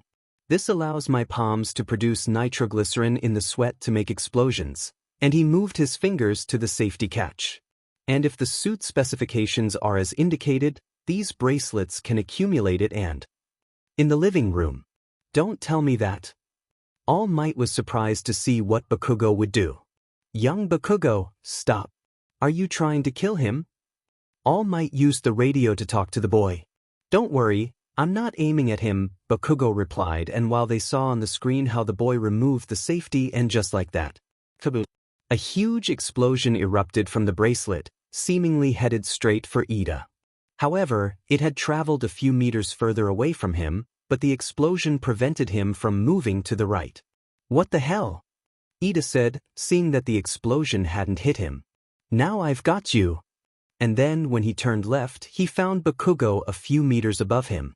He released the explosion just to distract me and block my way. Ida thought, surprised at Bakugo's strategy.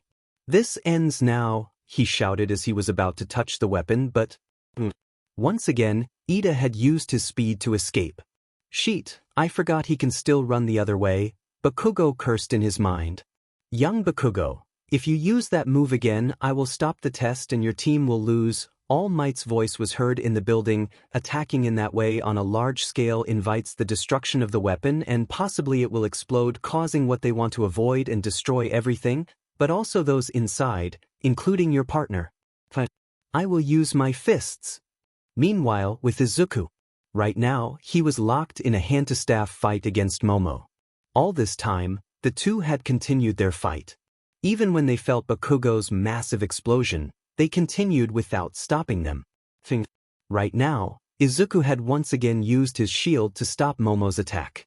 At that moment, they both distanced themselves, and at that moment, Momo dropped the staff, seeing it would be useless. Instead, she created metal gloves strong enough to be used freely and heat-resistant enough to not burn her. At that, they both launched themselves at each other and POW. Both fists collided for a few moments, but then Momo spun around to get behind Izuku and kick him in the back. Izuku groaned from the pain of the kick, but managed to recover just as he ducked and used his hands to support himself on the ground, and one of his feet caught fire. Guillotine kick! He shouted, trying to kick Momo in the head, but she managed to use one of her gloved arms to shield herself from the blow. Izuku got back to his feet and then ignited his fists, hitting her in the cheek, but not hard enough to seriously hurt her. Meteor burst. Igniting both fists, he began to land several blows on Momo, but the black-haired girl managed to summon a shield to protect herself from each and every blow. Once the blows stopped, Momo seized the opportunity and created a long whip. Take this, and tying the whip to Izuku's torso, she used all her strength to throw him and slam him against one of the walls. And then, returning the blow from earlier, she slammed him against the ground. Every time Izuku thinks of something, she can counter it. If this keeps up, it'll all be in vain that he had to think of something. In the room, everyone was expectant at what they were seeing. Both teams were truly giving their all in this test. Bakugo tried to corner Ida, but he found a way to escape. Meanwhile, Izuku and Momo were still locked in a fight, where both could predict the other's every move to stop or counterattack. I always thought Midoriya was amazing, but Kaminari said, watching the fight. This is beyond me. And Bakugo is no slouch. Despite his temper, he shows he's capable of coming up with ideas, another student said. At that, they saw Izuku stand up and start running toward the back of the room. Is he running away? Mina asked. I don't think so, Uraraka said, not believing that was Izuku's plan. He always has something up his sleeve. And at that, they saw him start to set his right fist on fire. During the test, Momo only just began to watch as Izuku set his right arm on fire with an intensity that produced a heat wave in the room. I don't know what you're planning, Momo said as she prepared for the possible attack, but it won't work. Izuku simply smiled in response. We'll see, Momo-chan, he said as he brought one of his hands to the intercom. Kaken, can you hear me? He spoke in a low voice so she